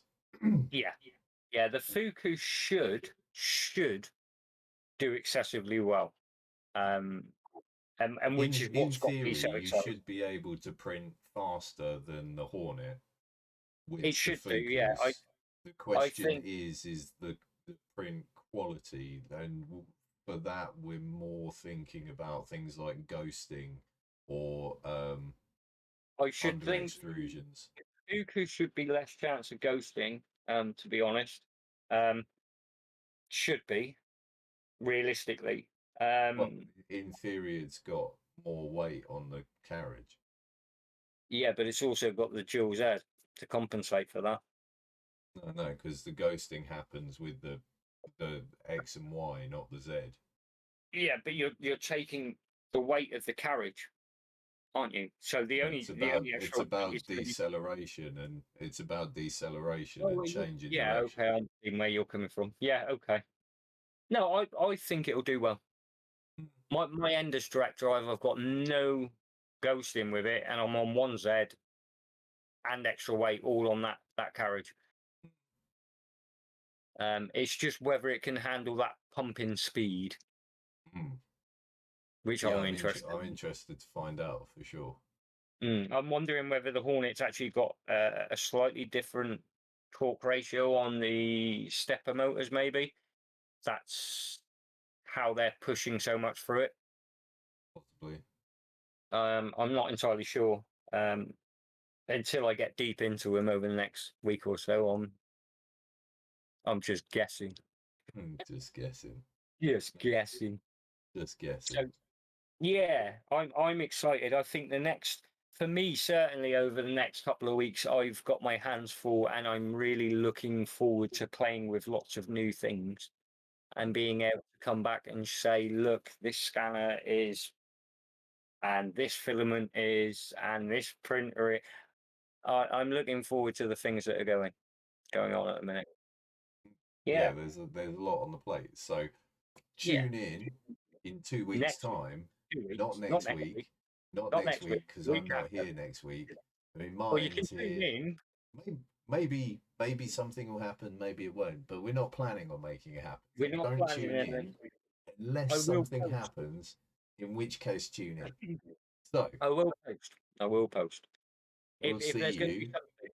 We'll see you in 2 weeks' time, where we'll catch up, finish the Fokoos review, and give it its final spot on the leaderboard. It will be in the lead. We'll have more filaments. We'll have the results of the scanner testing. It's all gonna go down, people. Things are going down, and we could have anything else come in the door in between. Yep.